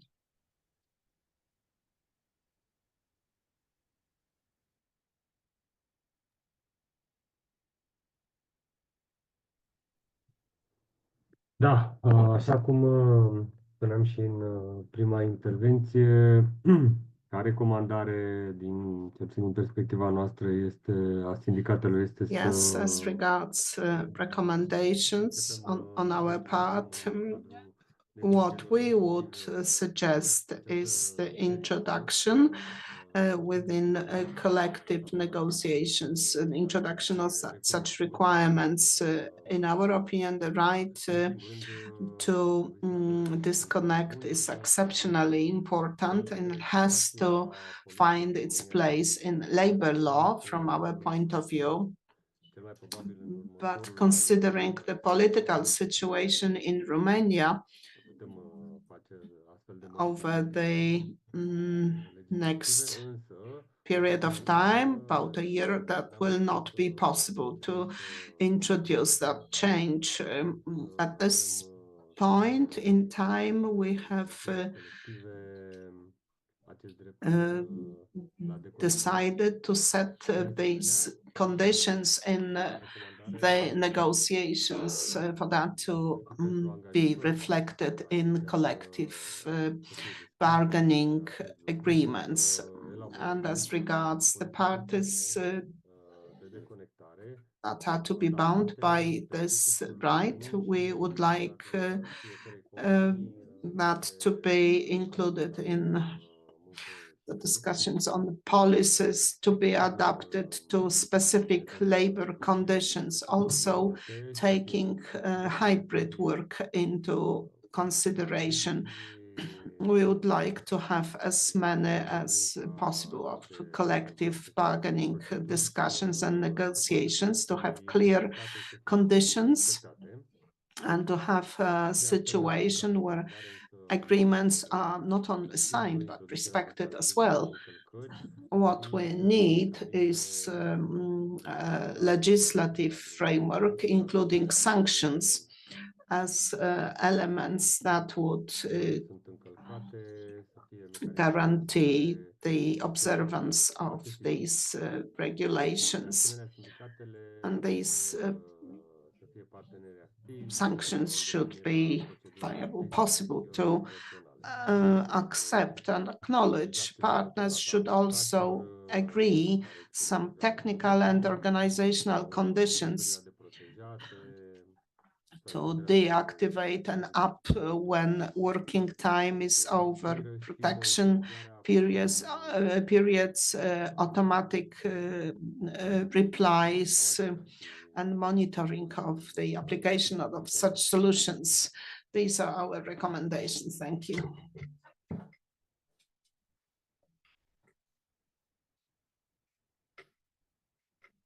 Thanks, Razvan. And Olga, one recommendation to enforce or protect the right to disconnect.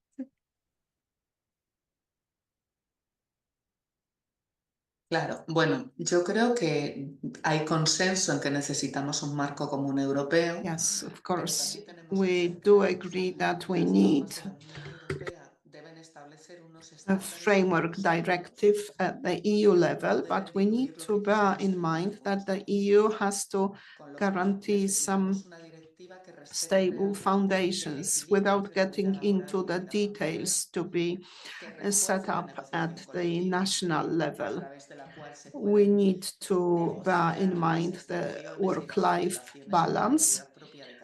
We need to bear in mind also that within our national legislations, we need to take account of some emergency situations. We also need to bear in mind that artificial intelligence and digital tools are developing faster and faster, and this line of division between work and private life is being obscured.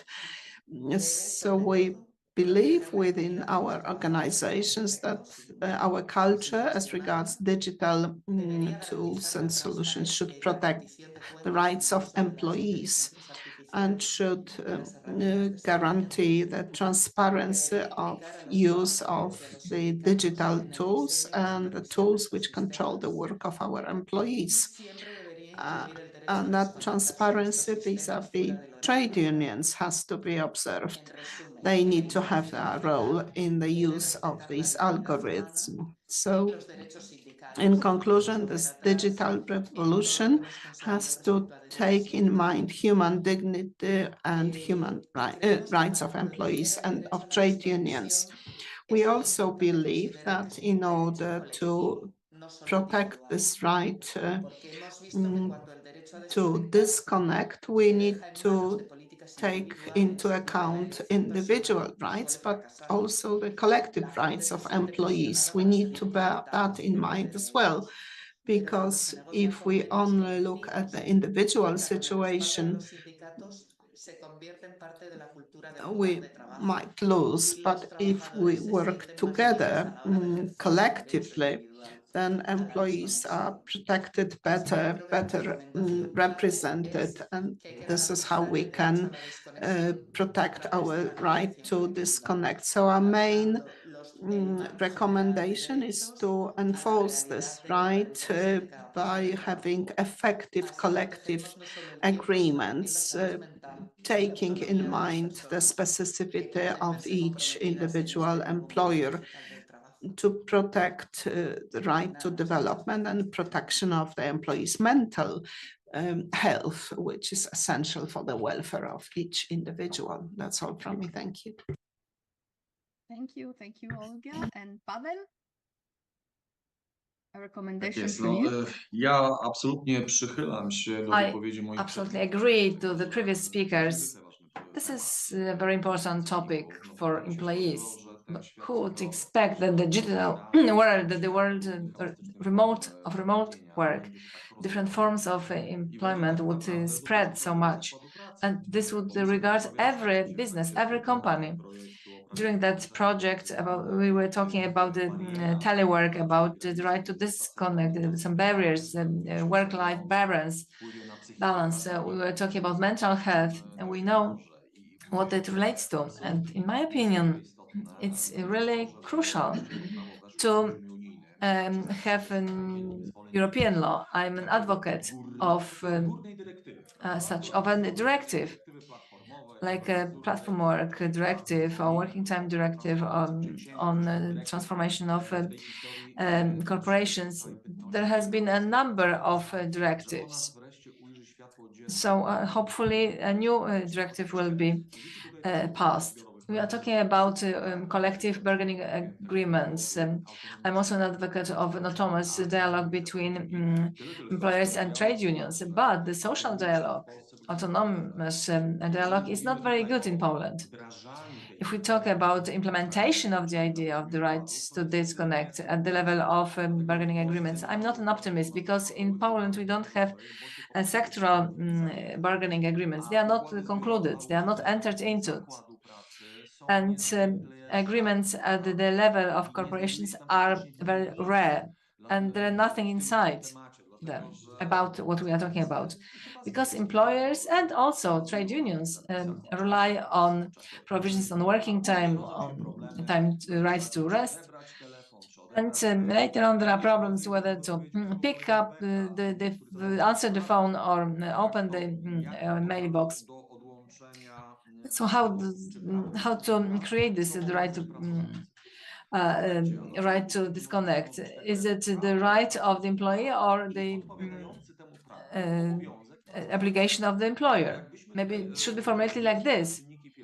If we spread disconnected into pieces, if we fragment it, So they would say that the employer may send an email, and the employee, if he wants, he will read this email. It's the right to disconnect. The same with a business mobile phone. If he wants to take a phone on holidays, he can do it. So it should be the right and the obligation of the employer not to call employees during holidays, not to send emails. This would be a rational solution.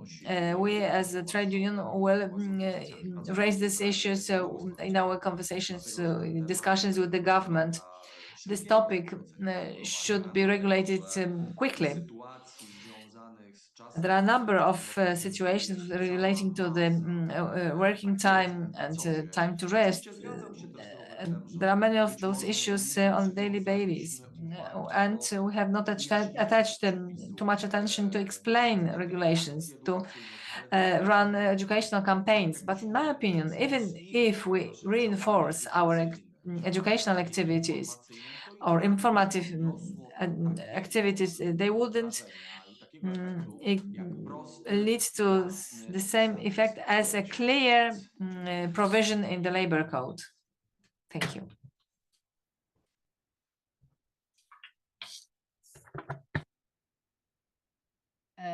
Mr. Lisicki, I leave the floor to you. We are having kind of social dialogue negotiation today in Poland. Exactly. Monika, odpowiadając na kwestię, Monica, answering the question you asked. The topic is very difficult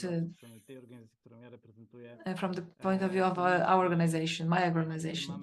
It's not the topic that we can deal with so quickly. Regulations, yes, the right to disconnect. For many reasons I mentioned before. You are right. This project, exchange of experience, is very useful, but because it shows how we can try to do it, referring to our colleagues from other member states. Whether we'll adopt a directive at the EU level on the right to disconnect, as of today, it's difficult to answer that question from my perspective, because as I said, we are touching upon an element which has been regulated in some member states, and sometimes the subject of collective bargaining agreements in some countries. So the right to disconnect is regulated differently or handled differently in different countries. So this is a challenge for each EU initiative. To what extent are we able to find the common grounds about solution? As to the idea, there are no disputes among us or in Poland. The right to disconnect should take place even today. It stems from working time regulations. So should we adopt a separate regulation in the labor code? This is a more complex issue due to the circumstances and exceptions I mentioned before. But with regard to new technologies, AI, algorithmic management, digital transformation, we are at a certain point when at the EU level we have regulation about we have an AI Act, we have a directive on digital platforms, algorithmic management is mentioned there. From our perspective, we should wait for 1 or 2 years to see how those solutions work. AI Act includes 4 solutions addressed to employers and representatives of employees, but especially employers. We should remember that we have high-risk systems there. We have the obligation to inform employees about solutions, and we have the obligation to inform employees about other solutions as human surveillance. by humans. So we are about to implement directive on work platforms. We should wait and see what the market needs in the area of labor regulations. And one more thing, and I follow different discussions on new technologies in employment. I have an impression that this area is so dynamic that it's difficult to say what will happen in 1 to 3 years of time. What will happen? How will some solutions spread? On the one hand, research shows that we speak about bigger ergonomic of work. On the other hand, more involvement of employees in the working environment, mental involvement especially. But we need to wait to see how new solutions work and make a decision whether we need something new dedicated to specific phenomena of working conditions. Thank you.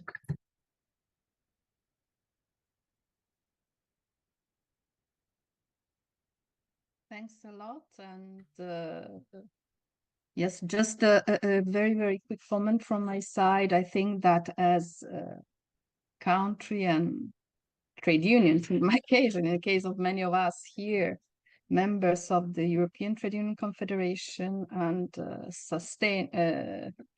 people who really support the European dimension, we should aim at an overarching regulation that helps also workers and people having an equal treatment, equitable conditions, fair salaries, and so on and so forth. So in a situation in which Europe is under pressure, probably because it has rules, regulations, and laws that help people living peacefully together, I would like to thank you for all the valuable insights you have given to this discussion, to this debate.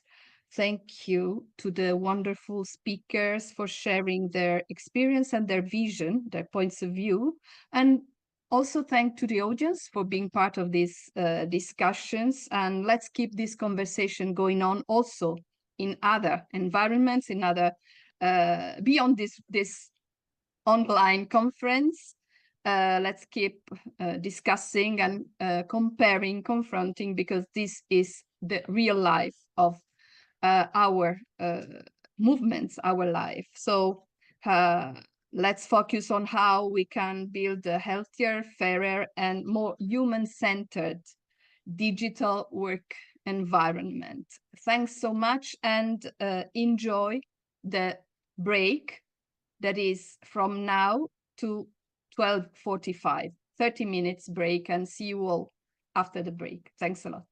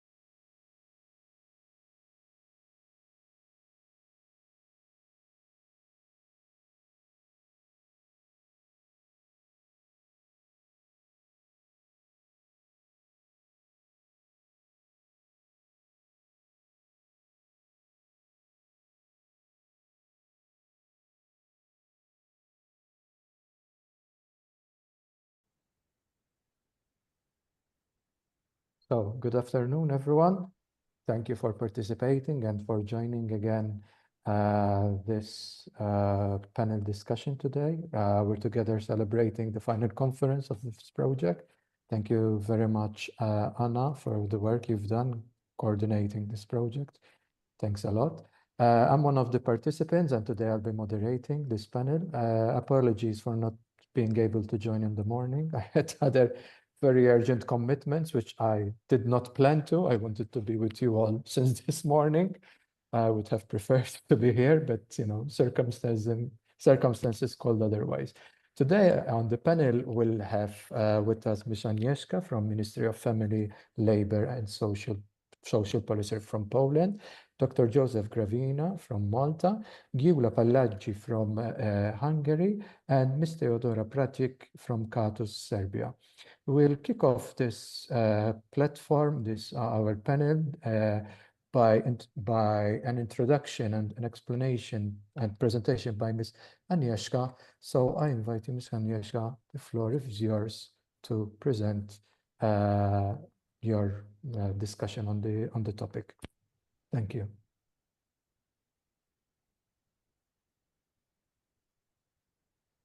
Dziękuję bardzo. Thank you very much for inviting me to take part in this panel discussion. I will tell you about the directive concerning protection of employees and improving working conditions in platform work. As you know, the directive was published last year, and last December it entered into force, and we have time for implementation until the 2nd of December 2026. The goal of this directive is to improve working conditions and protection of personal data in platform work.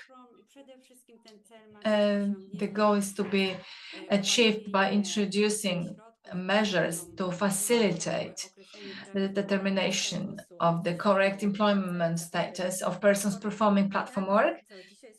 And also, what is the subject of our meeting today, also promoting transparency, fairness, human oversight, and improving accountability in algorithmic management in platform work. We also include here safety and accountability in algorithmic management in platform work. Another goal is to improve transparency with regard to platform work, including in cross-border situations. What is important is that the directive is to be implemented and it applies to all platforms, online and on-location platforms, regardless of where the headquarters of platform are, and this regardless of law, provided that work via a platform is organized via that platform and it's performed in the EU. If it's done outside of the EU, and if the platform selected law applicable there, and the tasks are performed like in the EU, like in Poland, then regulations included in the directive will be applicable. What is also important is that the directive should apply to all persons performing platform work in the Union who have on the basis of an assessment of the facts are deemed to have an employment contract or employment relationship as defined by the law. The provisions on algorithmic management, which are related to the processing of personal data, and articles are mentioned here in the presentations. So persons who are in a working employment relationship and persons who are not employees, here those provisions provide only for algorithmic management in the area of protection of personal data. What is a digital platform, a labor platform? It's important to see that digital labor platform is a natural or legal person providing a service which meets all the requirements. So there are 4 criteria which are mentioned here in this slide. So the service provided is at least in part at a distance by electronic means. It is provided at the request of a recipient of the service. It involves, as a necessary and essential component, the organization of work performed by individuals in the return for payment, and it involves the use of automated monitoring systems or automated decision-making systems.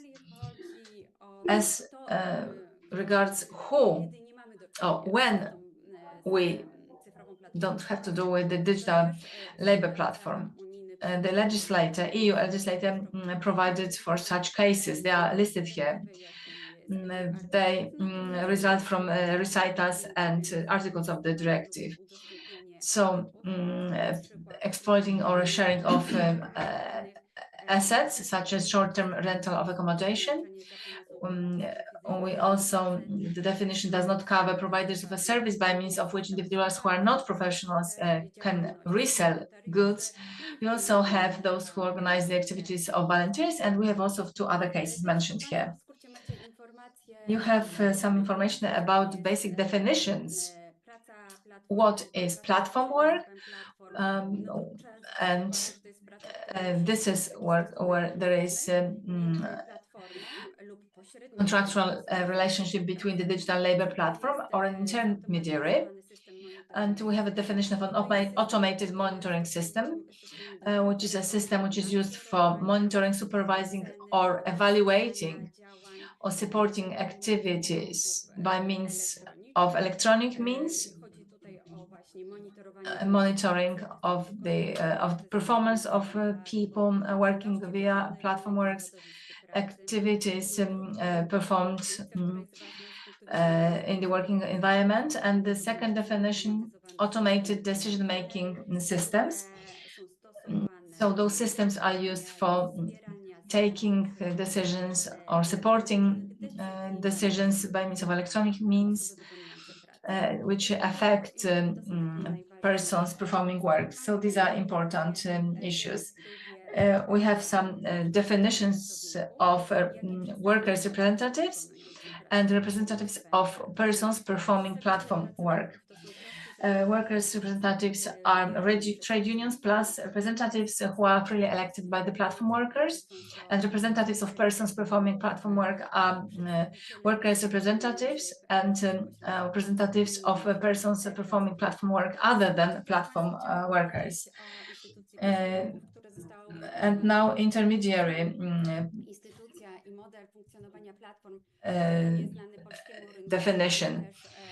So in Poland and in Croatia, we have intermediaries. An intermediary is an entity which mediates between the platform and a person providing work. So there is an agreement, a contract on both sides. The directive says that any people who have contracts with intermediaries have to have the same level of protection as persons who have direct relationships with the platform. Not similar, but the same level of protection. Now let's move on to Article 7.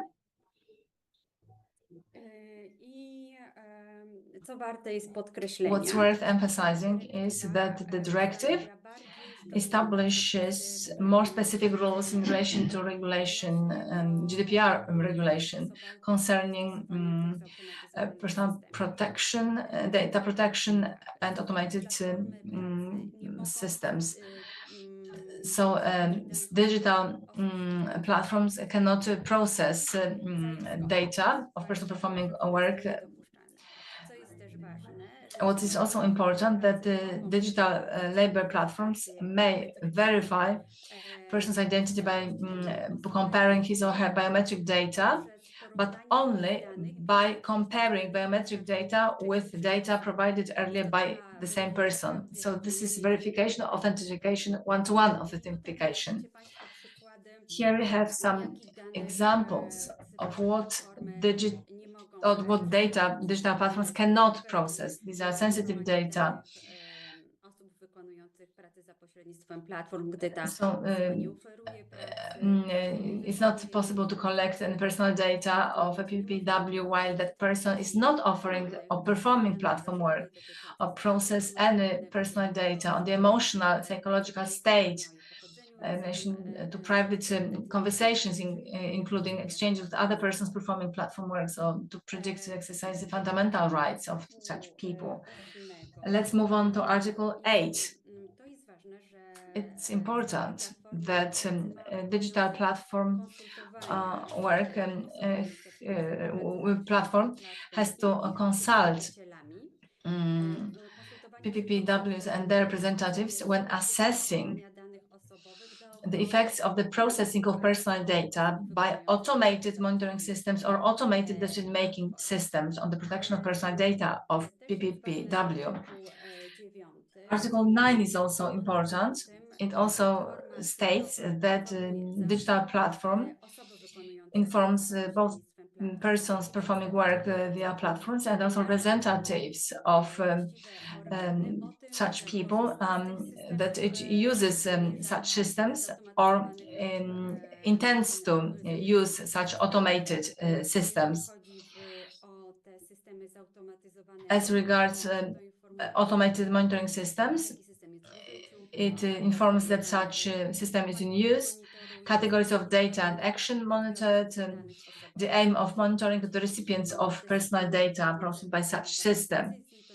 And we also have those ADMS systems, what kind of decisions are made,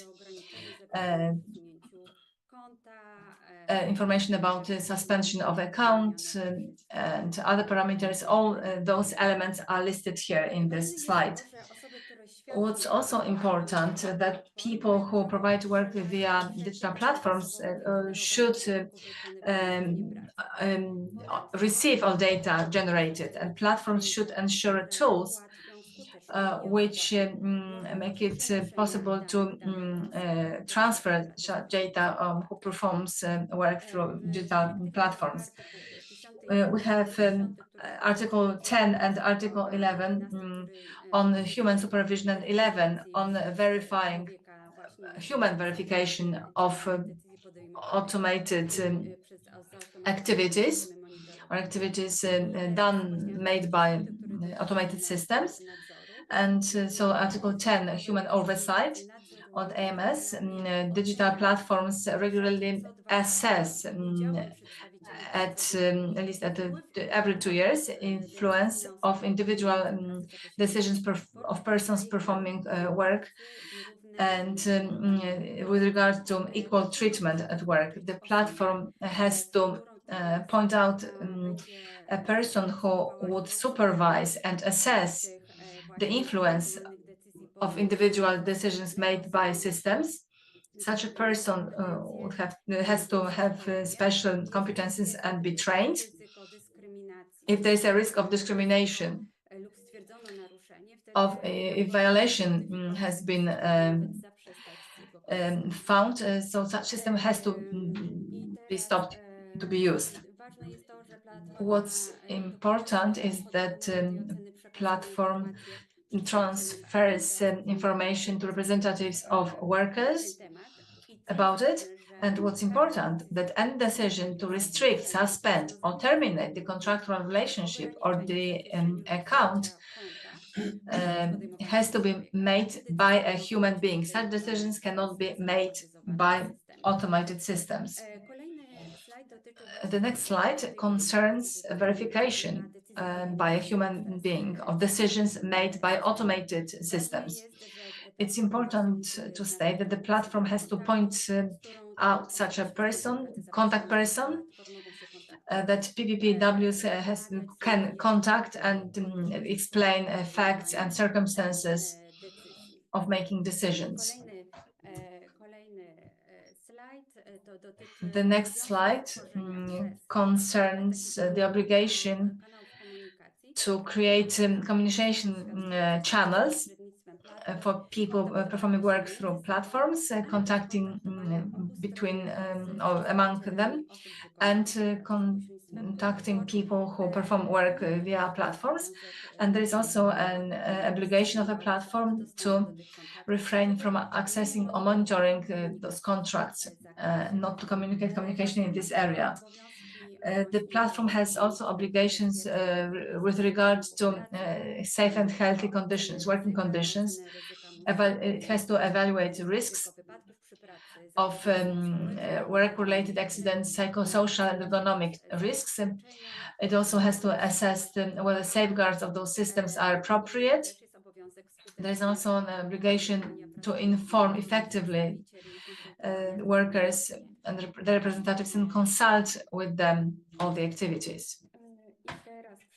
And let's move on to information and consultation. Article 13. It's important that information and consultation of workers' representatives and consulting them covers also decisions which might result in introducing or changing in using automated systems. Representatives of workers may be assisted by an expert of their choice. And if there are big platforms employing more than 250 workers, then the costs of such an expert shall be borne by DLP, provided that they are proportionate. Let me add one thing. If there is no representative of workers, and this is Article 14, which is not mentioned in the slide, then platform has to inform directly the employees about decisions concerning automated monitoring systems or decision-making systems. Now it's Article 16 and 17, both of these referring to the obligation of platforms to inform the authorities of the state concerned that the work is done. The 16 is about platforms which are employers, and those need to inform the competent authorities in the member state that the work is being done.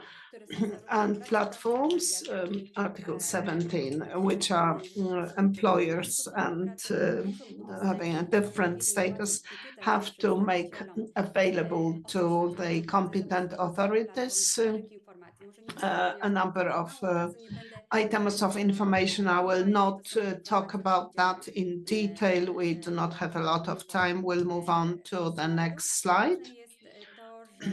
What matters is that the authorities and employees' representatives can inquire about further information to be provided by the law, the implementing regulation. And let me now move on, even though this is not the subject of our meeting because it's the algorithmic management, but there will be questions about legal presumption, and we've got Article 4 and 5 about the ascertainment of existence, which means that member states should have appropriate and effective procedures in place to verify and ensure the determination of correct employment status using platforms. And it matters that the determination of the employment relationship is based mainly or predominantly on the factual circumstances. So the will of the parties is of secondary importance. Let us now move to the legal presumption, and it's Article 5.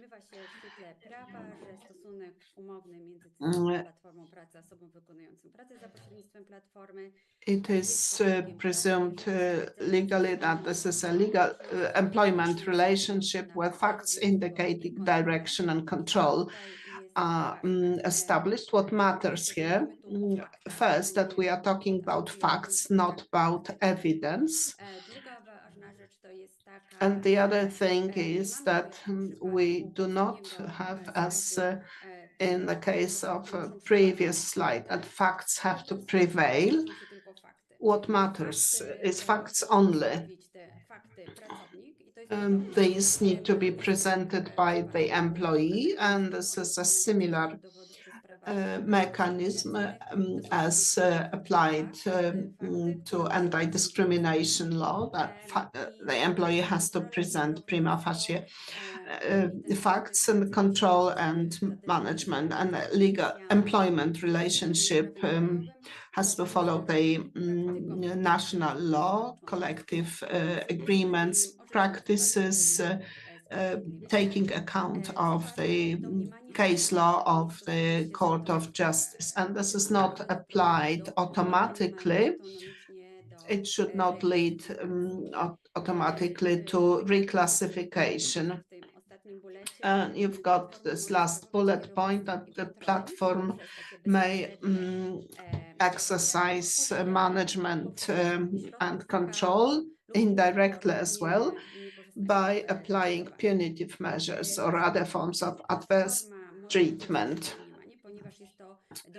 If the platform wants to challenge the presumption, it's the platform which is responsible for proving that the relationship is not an employment relationship because of the practice in member states and subject to the case law of the Court of Justice. What matters also that this legal presumption is to be of help to the employees. So a presumption may not be introduced if that means more burdens to be imposed about on the person. You've got 3 bullets where the directive emphasizes the concept that this is supposed to be a facilitation, and we apply that in any administrative procedure, a court procedure, where the status of the person is established, excluding those relating to taxes, social security, and penal matters.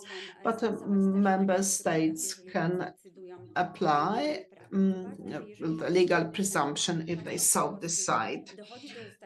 So if an employment relationship is established, then the presumption of an employment relationship follows. Another slide, who can open the proceedings. As you can see, this may be opened by employees, representatives, or the persons concerned themselves, or if the competent authorities have doubts about the status of the person concerned, they should undertake certain activities and open the proceedings. And the last slide, with regard to contractual relationships entered into before and ongoing on the 2nd December 2026, the legal presumption shall apply only to the periods starting from that date. But we also need to bear in mind that we've got Article 26, paragraph 2, which always allows member states to apply more favorable solutions, that is more favorable to employees. So that's all from me. Thank you. Thank you very much, Ms. Agnieszka, for this good introduction to the platform today. It was very informative, and I think we've warmed up enough now so we can have the discussion together, where I'll invite our panelists to be your ears now and to listen to their opinions. I shall kickstart this discussion by asking them, what is the current legal situation of platform work in your country on the eve of transposition of the Platform Work Directive, particularly in the context of determining employment status. So who would like from the panelists to start? Shall I, Kendrick? Yes, yes, of course, sure. However, following the legal details we had, I have now gone into a kind of a inferior status since I am not a lawyer. However, I have to speak about certain paralegal, perhaps, issues concerning Malta. And of course, there's the second point, Kendrick, that you are even more informed than I am in the very details of the issue since Kendrick is in the union directly rather than me, who am an external. Anyway, for your question, and to be quick because I see time is passing, Malta was actually, let's say, use a word non-legalistic, lucky lucky, because in 2022, Parliament issued a legal notice. The government actually issued a legal notice 268 of 2022, which set a framework to organize, to manage the situation of platform workers.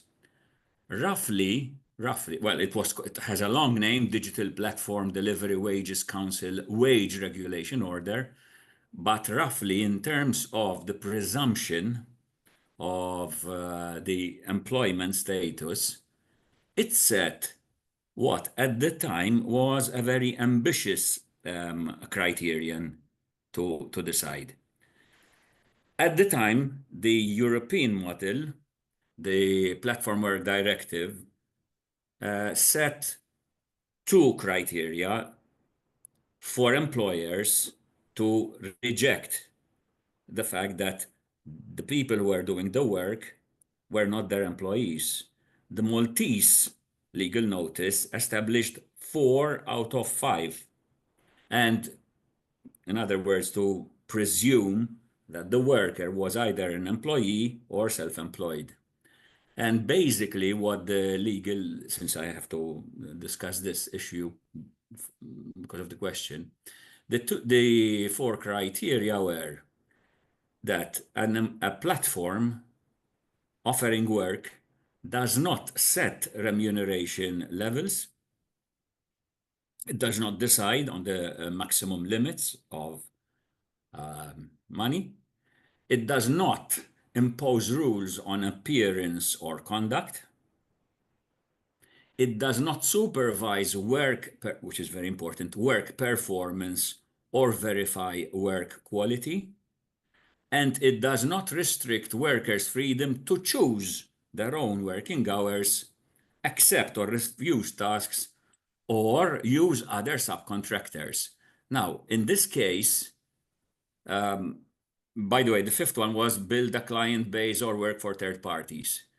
So this protected the workers from being considered self-employed against what the major companies in Malta were at the time adopting.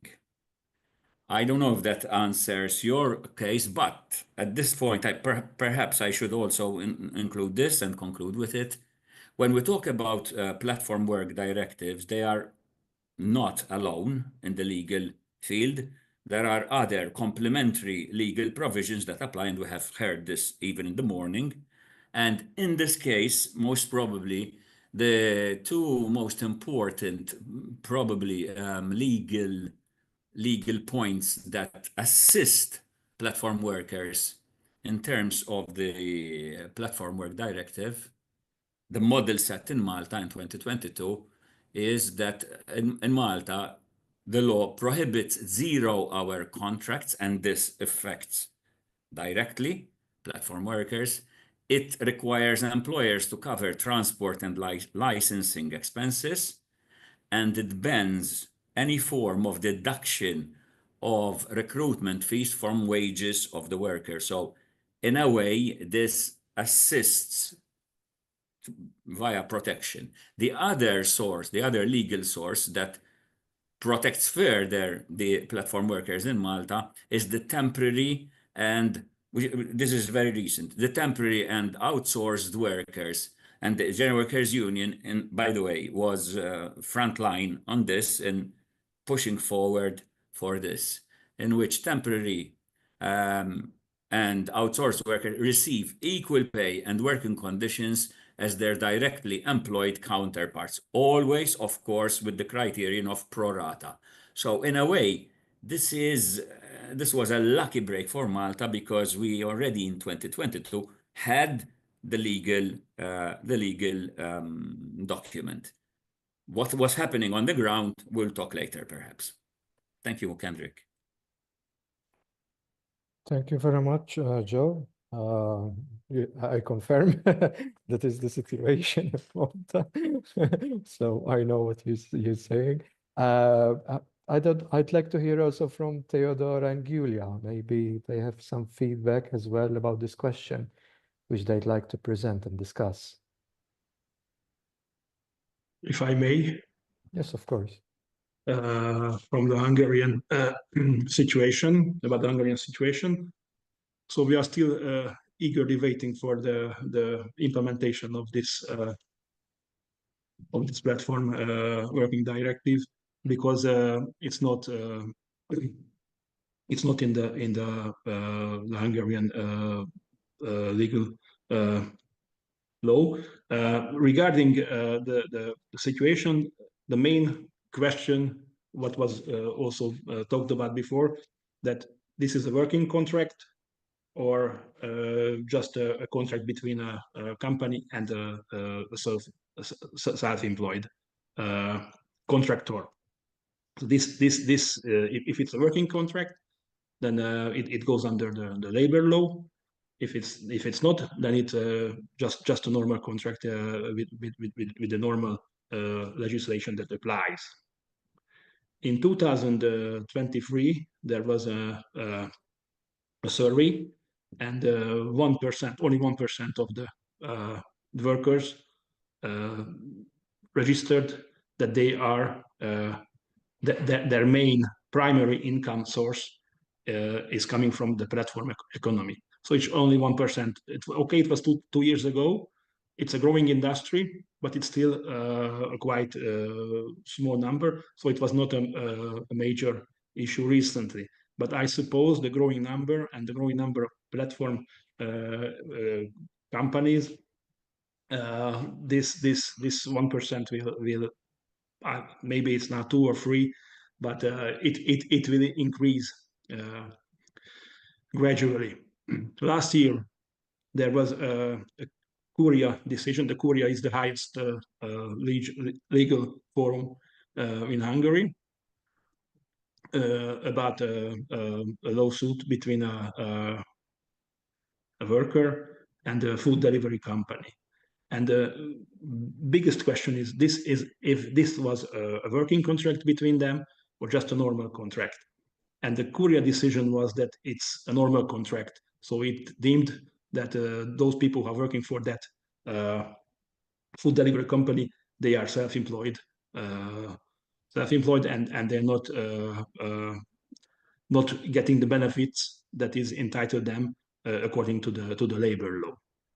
And what was this decision is about means mostly that there was no hierarchical structure in the platform company. So there was not a designated boss that told the contractor.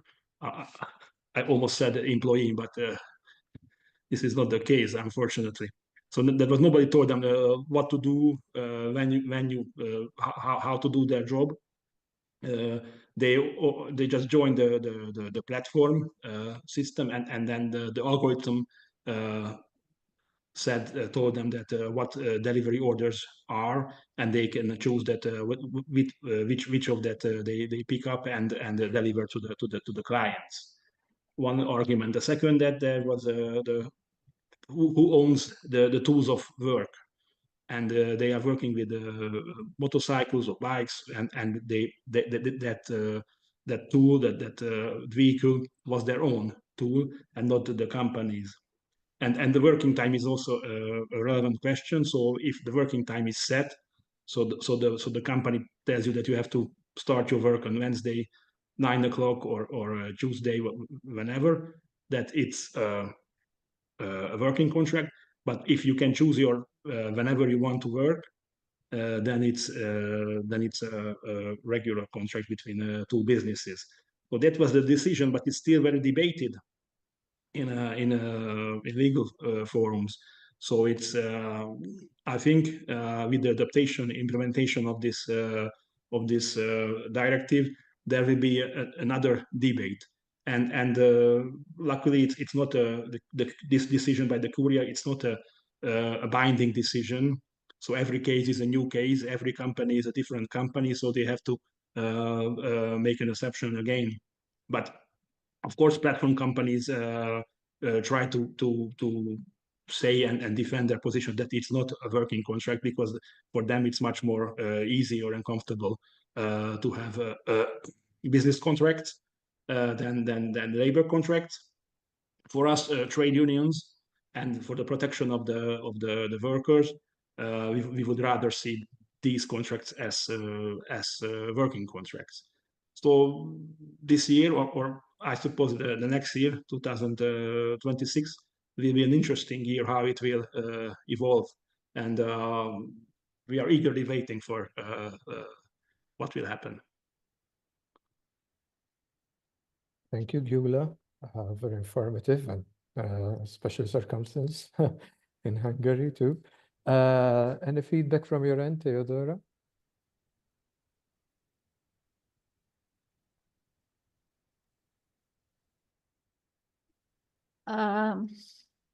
Što se tiče rada na digitalnim platformama u Srbiji, kod nas svakako da postoji. As regards platform work in Serbia, it exists, but we don't have any legal regulations. As regards workers working via platforms, most frequently these are drivers and providers of services. In Serbia, we don't have Uber, but we have a similar app. So this is the largest group. We also have freelancers. Their legal status is not regulated as well. 4 years ago, there was a working group concerned with freelancers,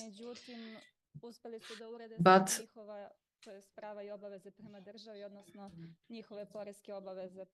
the rights and regulations were not regulated.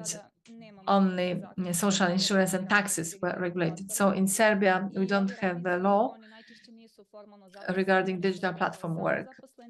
And those workers are not employed, they are self-employed. Or sometimes there are no contracts at all, so they don't have any rights. They don't have any holiday leaves, they don't have any rights, they are not entitled to social insurance. As regards labor code, there's a difference between employed workers and self-employed workers.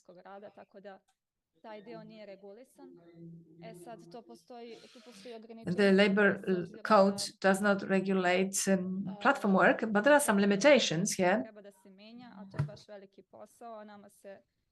We want to introduce changes in the labor code. And recently we had some changes in the government. So this is an ongoing process. Trade unions have some issues. They cannot organize themselves because those persons don't have the status of an employed person.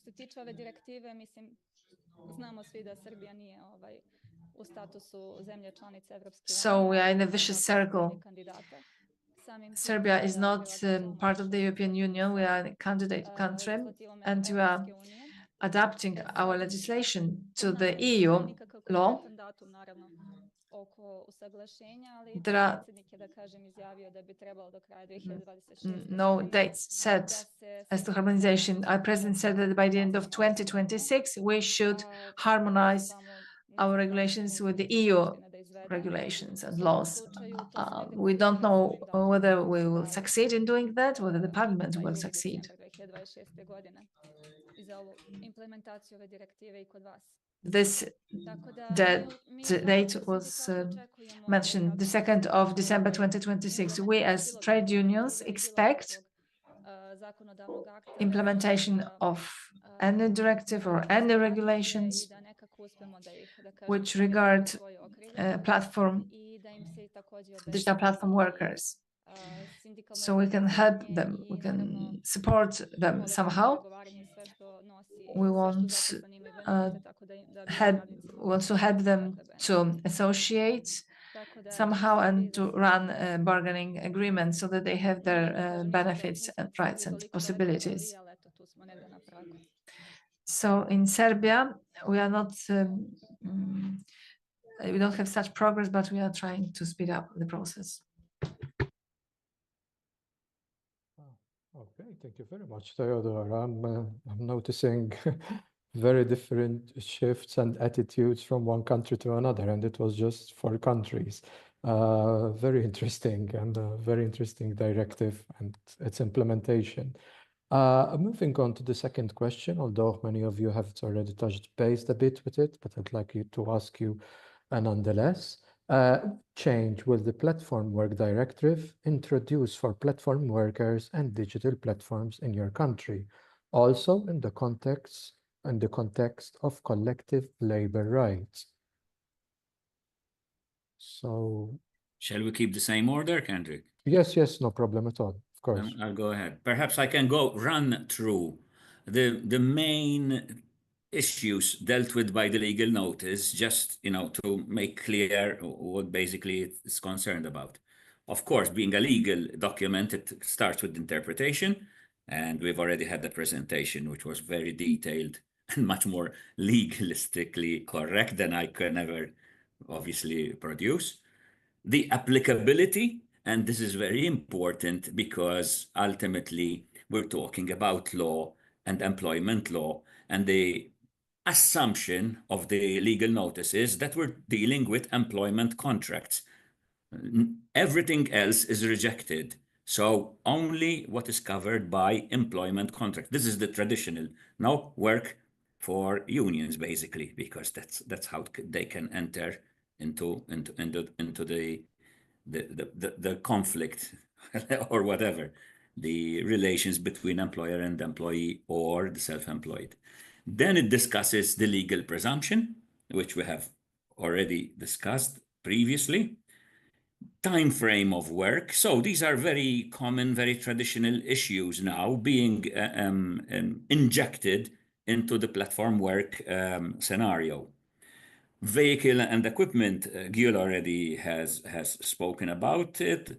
Conditions of wage, and obviously always in terms of pro rata, in this case, referring to the platform workers. Overtime, sick leave, and other leave is regulated. Strangely, work on public holidays, since this kind of work is actually, it peaks when there are holidays from, because of cultural trends, the pay is normal. That is strange. I thought it would be considered. However, I don't know the reasoning why this was decided, but actually when it's work on a public holiday, it's normal wage applies. Equal treatment is very important because it attaches any kind of question marks about platform work or whatever is not covered in this legal notice to what is already at work in other employment areas. That is, everything has to be equivalent. In other words, the protection of these workers, their conditions of work and so on, has to be equivalent to that promoted by the law with other employees in other areas of work.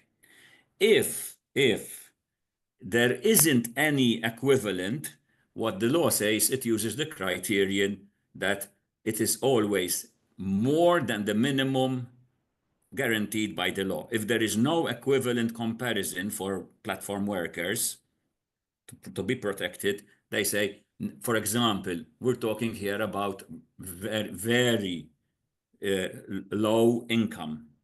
So if there is no equivalence in the law to protect the income of the platform workers, they cannot be paid less, if they are employees, of course, they cannot be paid less than the minimum wage if there is no equivalence in other areas.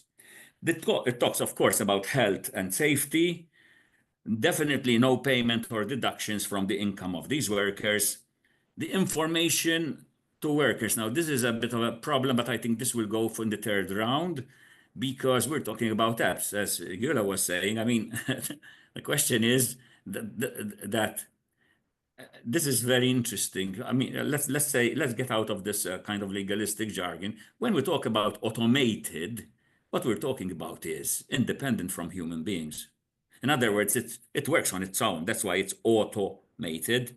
So when we talk about automated and then you have a human control, we have to be careful exactly what we're talking about here.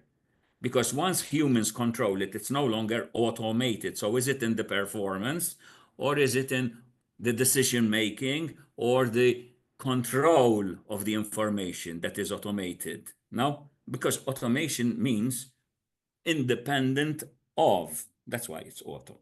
That's something for perhaps, probably there is some kind of glossary, legal glossary to explain this.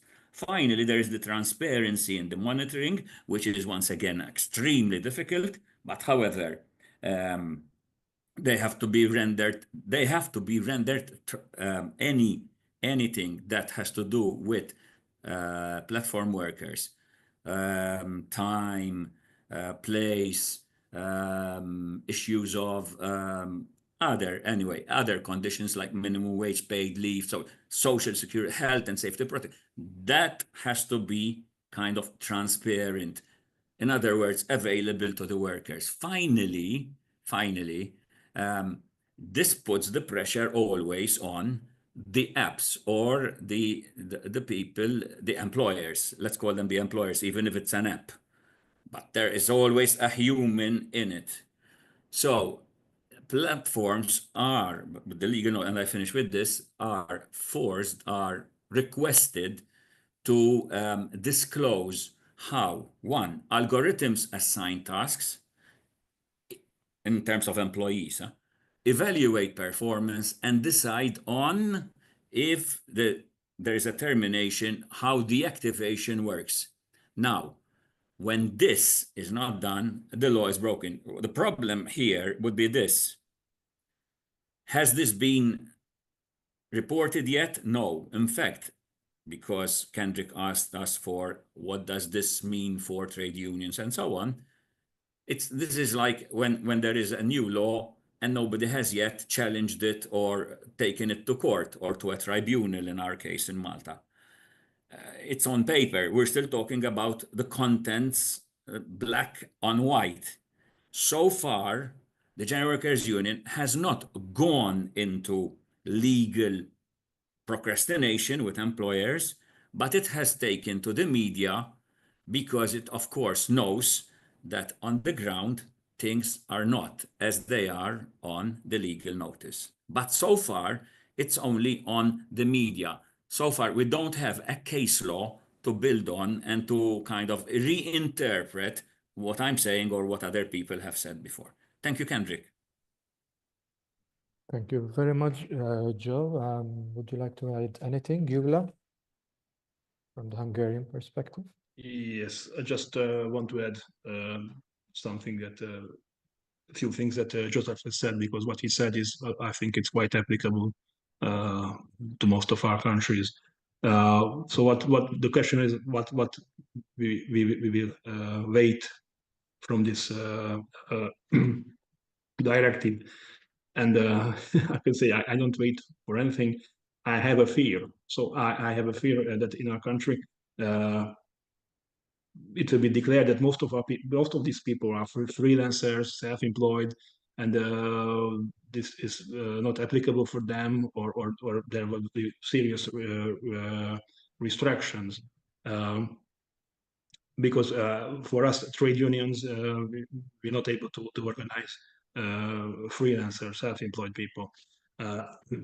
And even if it would change, it would be. I think it would be very difficult to organize these workers. And recently, what I have seen, especially in the food delivery sector, so. What I've seen, there are more and more foreign workers, third country workers. They are employed through an agency, and itself makes it very difficult to organize those who are not speaking the language and have different background, and they most of them look at themselves that they are just in just a short term thing that they are doing. We are doing it for a few months, half a year, maybe 1 year.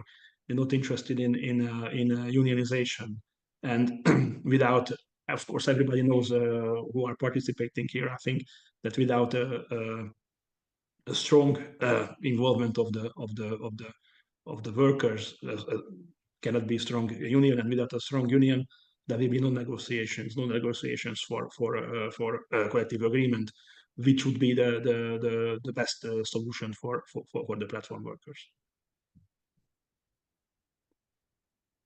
Thank you very much. Thank you from that perspective. And it is true, it's very difficult to organize the self-employed and people who see it as a stepping stone for a job. So yeah, it can get complicated. That's very true, even in our country and other countries as well, because when I meet other countries, this has been an ongoing topic. So it's very true, yes. Thank you for that. Gyula, now, any feedback from you, Theodora, from the Serbian perspective?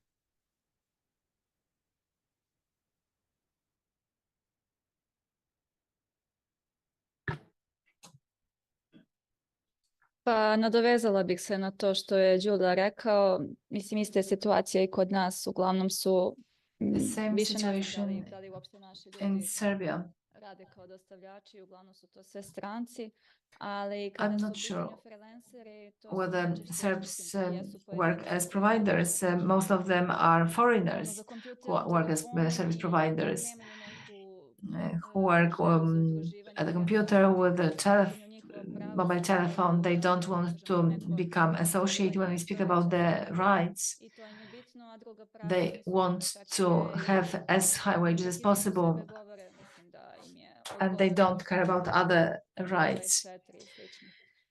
So I think they are happy with what they do and how they work 24 hours a day. So no way to negotiate them, but first we have to have some legal frames, and later on we can speak about associations. Later we can offer some benefits.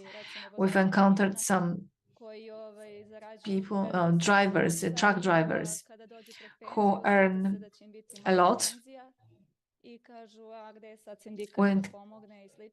and when they are about to retire, they see their pension would be low, so then they apply to trade unions.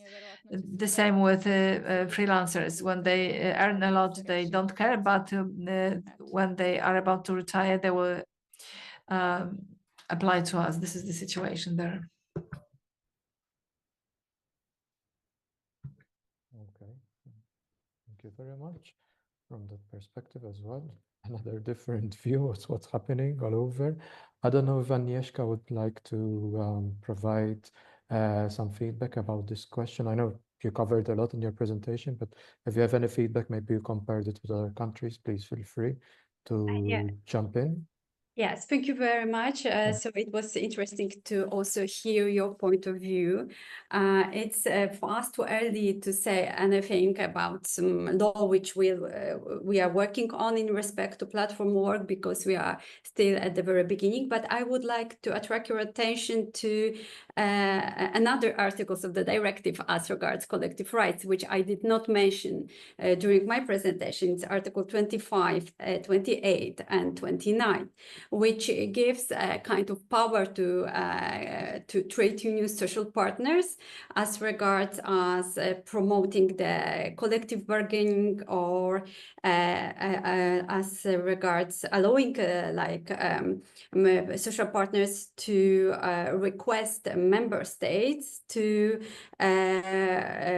implement this directive by themselves. So it's Article 29, Paragraph 4, where you can be involved, which states that member states may entrust the social partners with the implementation of this directive, or the social partners jointly request to do so. We also have Article 28, collective agreements and specific rules of protection of personal data. And also here, social partners can adopt different than solutions that one which are in the directive. And member states, as I mentioned at the beginning, Article 25, are obliged to promote the role of social partners and encourage the exercise of the rights to collective bargaining in platform work, including measures with regard to determination of the correct employment status. I know that already in Poland, our social partners decided to have a kind of autonomous dialogue and work on some solutions which are in the directive. And let's see what will be outcome of the negotiation, the talks, where they will handle to reach agreement and present us as a government to government some solutions implementing the EU law on platform work, because nowadays in Poland we don't have any specific rules as regards this legal presumption. We don't have legal presumption in Poland. If there is a legal interest of the person and a particular person thinks that its status is incorrect, then this person has a right to go to the court, and it's up to court to judge whether this contractual relationship is employment contract or not. Our inspectors can also take case to the court, but here it doesn't happen often, because before the court quite often they fail, because a court sometimes takes into account the will of the parties when judging whether it's employment relationship or not. So this is more or less what I wanted to add. Thank you very much. Thank you, Agnieszka. Thank you from this point of view as well. Now we're moving to the final question, and we're really tight on time. So I'd ask the panelists maybe if they can provide maybe a minute or two on the question, or how they would like to conclude their position. It would be very appreciated. So my last question is, how do you see the challenges related to the algorithmic management and negotiation of the algorithm with workers? Your thoughts, please, Joe? 1 minute, Kendrick. Yes, not 10. It's even more difficult to get a platform worker to join the union than that. Okay, let me try. Anyway, I'll pick the last point mentioned, and the legal notice in Malta makes clear that the first step, the responsibility is not shared in whether one is an employee or self-employed, or whether one has a right to this or that. The responsibility always falls on the employer or the app. It's very clearly spelled out practically at all points. It is always, in fact, when the legal notice was issued, it said all those who are self-employed will automatically be reclassified as employees, unless the employers come up with enough evidence to show that they are self-employed. So the whole idea. So what we're doing here is basically we're trying to normalize what is something which is out of control. Unions don't control apps, don't control the development of technology, hardly control employers. So in a way, we are always on, reacting to what is going on. And whenever you make up one step, they're always 2 steps ahead. So basically, we try to normalize what is really difficult to control. The solutions, I would suggest, first of all, that in any work relation, the platforms or any kind of technology that is owned by the platform or used by the platform is a complement to the worker. It is not meant to substitute the worker at all. In that case, it means that there is a right to be trained before that app is used or introduced, or to be worked along. In that case, you are protecting workers. In that case, also, they would need information and practice training and have some control, in the case of platform workers, over how things are organized within the data it includes. Secondly, we have to redefine on a national scale, and that's for the unions on policy level, what is productivity? Because these apps are mostly popular because they claim to increase productivity. However, productivity is an ideological word. It's productivism, I would say. So how are we going to define productivity? Does it have to be to render the worker just an appendage to the machine? This is very old 19th century kind of jargon. Okay, I had other things, but I'll stop there. 1 minute definitely is gone. Thank you, Kendrick.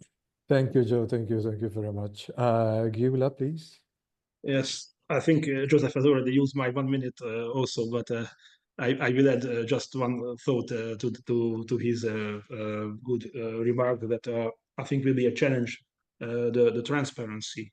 So if we think about this, the algorithm it's like a black box. How can we see through it, and how can we understand how it works? And how if we don't see, we don't understand, then we can it will be difficult to negotiate a good agreement for the workers. So I think transparency will be an issue in the future. Yes, it's true. We can see that even with the paid transparency directive, how much transparency is causing an issue. True, very true. Theodora, please.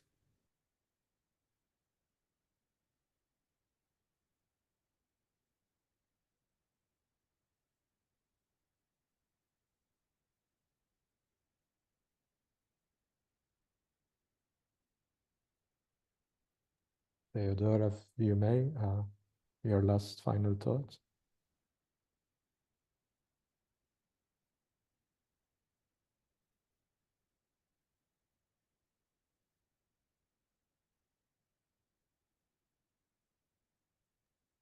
I don't think she's receiving the communication, Kendrick. I think so. So I'll move to Agnieszka then. And Paweł, you had your hand raised. I will move to you after Agnieszka. It's okay. Thank you. Agnieszka, please. Okay, thank you very much. What can I say more? I think I can just echo what my colleague said before, that this transparency of this algorithm management will be crucial. Sometimes I got the impression that even employers are not fully aware how it works, because they just ordered some application and they are using them. So it will be extremely important to have transparency here. And what we also should bear in mind, and what's the aim of the directive, is that there is a lot of platforms which operate outside the EU, and this directive obliges them to inform authorities of particular member states that they are operating within its territory, and they are performing work. And the tricky issue, it will be to be in touch with them for national authorities, to cooperate with national authorities of the member states from which these services provided. So this is the for us as people who will in practice deal with implementation and execution of the law, it will be of high importance. Although we have separate legal acts which oblige such providers to have representatives within the territory of particular member states, I still see a challenge here. Thank you very much. Paweł, you had some feedback? Yes. Dziękuję bardzo. Thank you very much. taking this opportunity of the director's presence. I have a question. We've got this presumption of an employment relationship, algorithmic management for people working on platforms. These are good solutions, but the working world does not end up on platforms. So do you think in connection with the implementation of the directive, should we be talking about extending the rules in the directive, that is the presumption of an employment relationship, to all employees, not only the ones working on platforms? It's hard for me to imagine a working world of two speeds, that is platforms, where we've got this presumption of an employment relationship and algorithm, and a much bigger world where there is no presumption of an employment relationship. Or are we going to talk about algorithm control? Frankly speaking, to me, I believe we need to talk about comprehensive solutions. What's your opinion about that? It's a hard question, especially that I'm not in a private capacity here. But on a serious note, I will not respond directly and sincerely. And I would not focus on the presumption of an employment relationship, but generally the algorithmic management and decisions to be taken by algorithms, that's coming in increasingly. Artificial intelligence enters the operation of employers being platforms, but we see that in employers who are not platforms. And the Vice President of the European Commission has presented an intention to have legal solutions at EU level about access to information by employees and those who provide work, entities which use algorithms but are not platforms, because this is a broader problem. It's not about digital platforms only, and we are waiting for an initiative of the European Commission.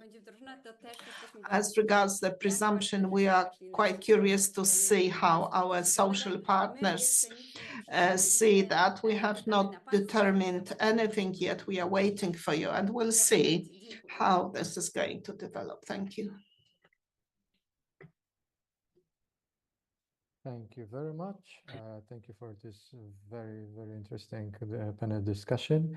With this last comment, I think our panel is concluded, and I'd like to invite Paweł Milewski from OPZZ to do a summary of all of this. Thank you.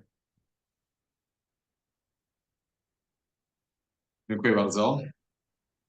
Proszę Państwa, mi przypadł zaszczyt dokonania krótkiego podsumowania. I have the honor to briefly summarize the meeting today and all we have been doing. I've worked on a number of projects, but in my opinion, this project concluded today is of exceptionally high value, because it's about a lot of valid issues in the working world. For my practice, for my continued duties, this is exceptionally useful.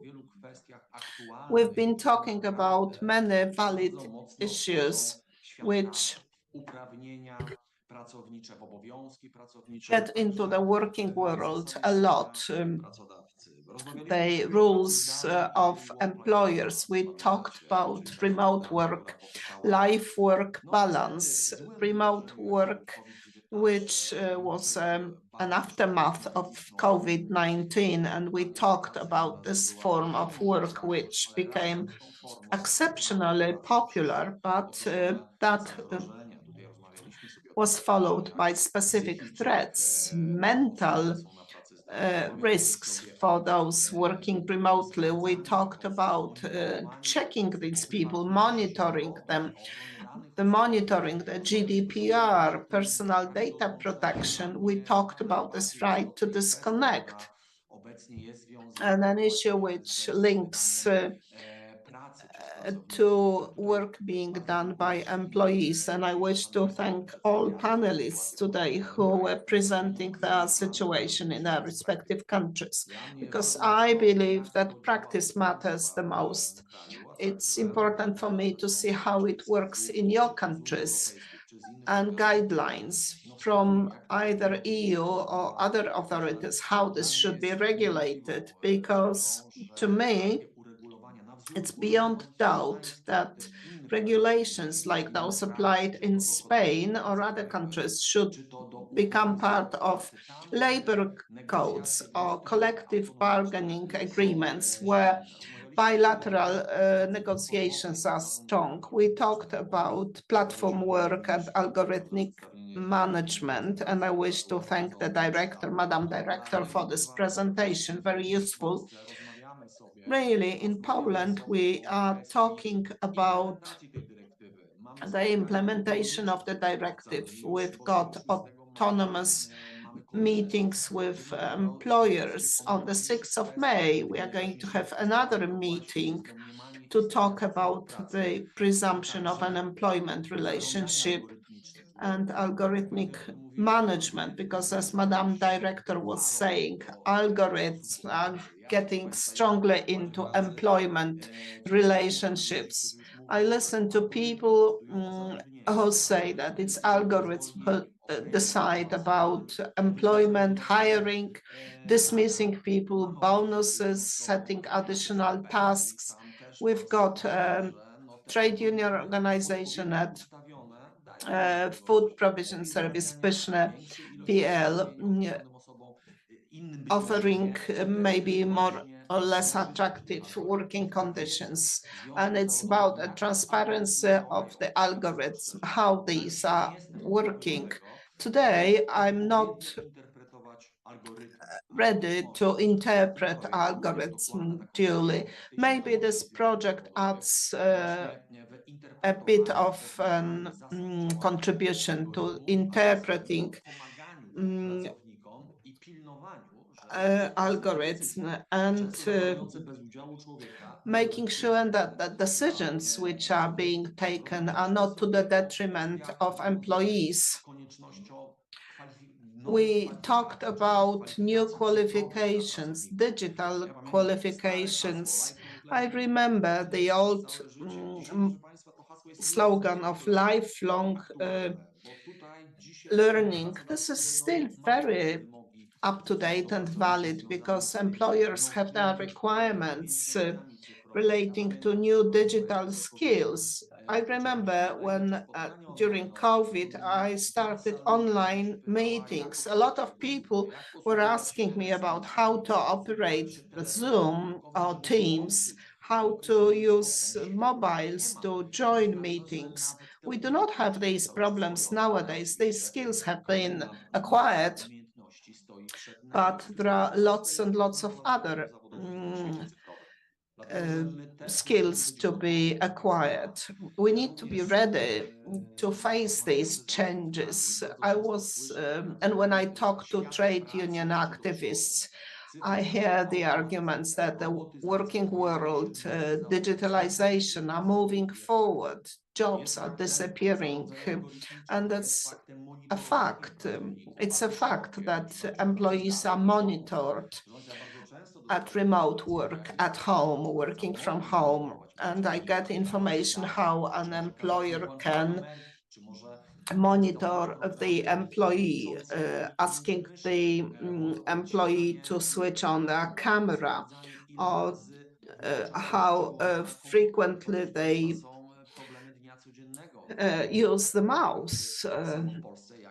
And these are problems which are faced everywhere. Trade unions have to change as well, have to become increasingly modern and advanced, becoming partners which getting specific information will be ready to use and process it in Poland. For example, we are talking about digital opportunities like remote meetings of authorities, remote voting.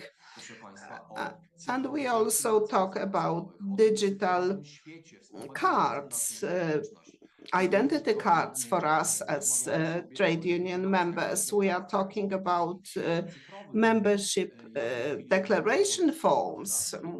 I'm now discussing that with some employers. Digital declaration, how to confirm that, how to authenticate that, be it a trusted signature or a money transfer for 100 of a zloty.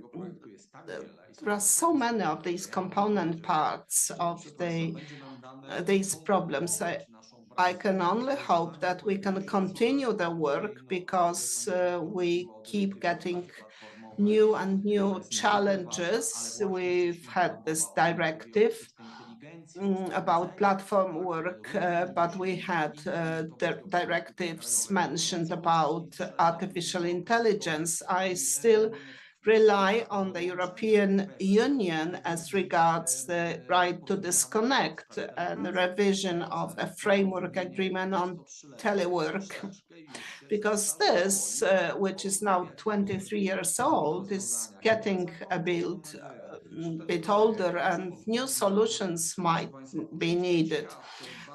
Let's hope that this project of ours will make this digital world more human-oriented. And as we've said, we need to have this knowledge about algorithms, how to look into that box, how to draw conclusions, and how to decently do our work, our difficult work in a dialogue with the authorities and employees. I've got a lot of thoughts and ideas and aids, which I hope will be useful in my work in our trade union, our PZZ. And this project has provided us with a lot of examples of good practices, solutions we are going to apply in our professional work. Thank you, and let me pass on the voice to Anna.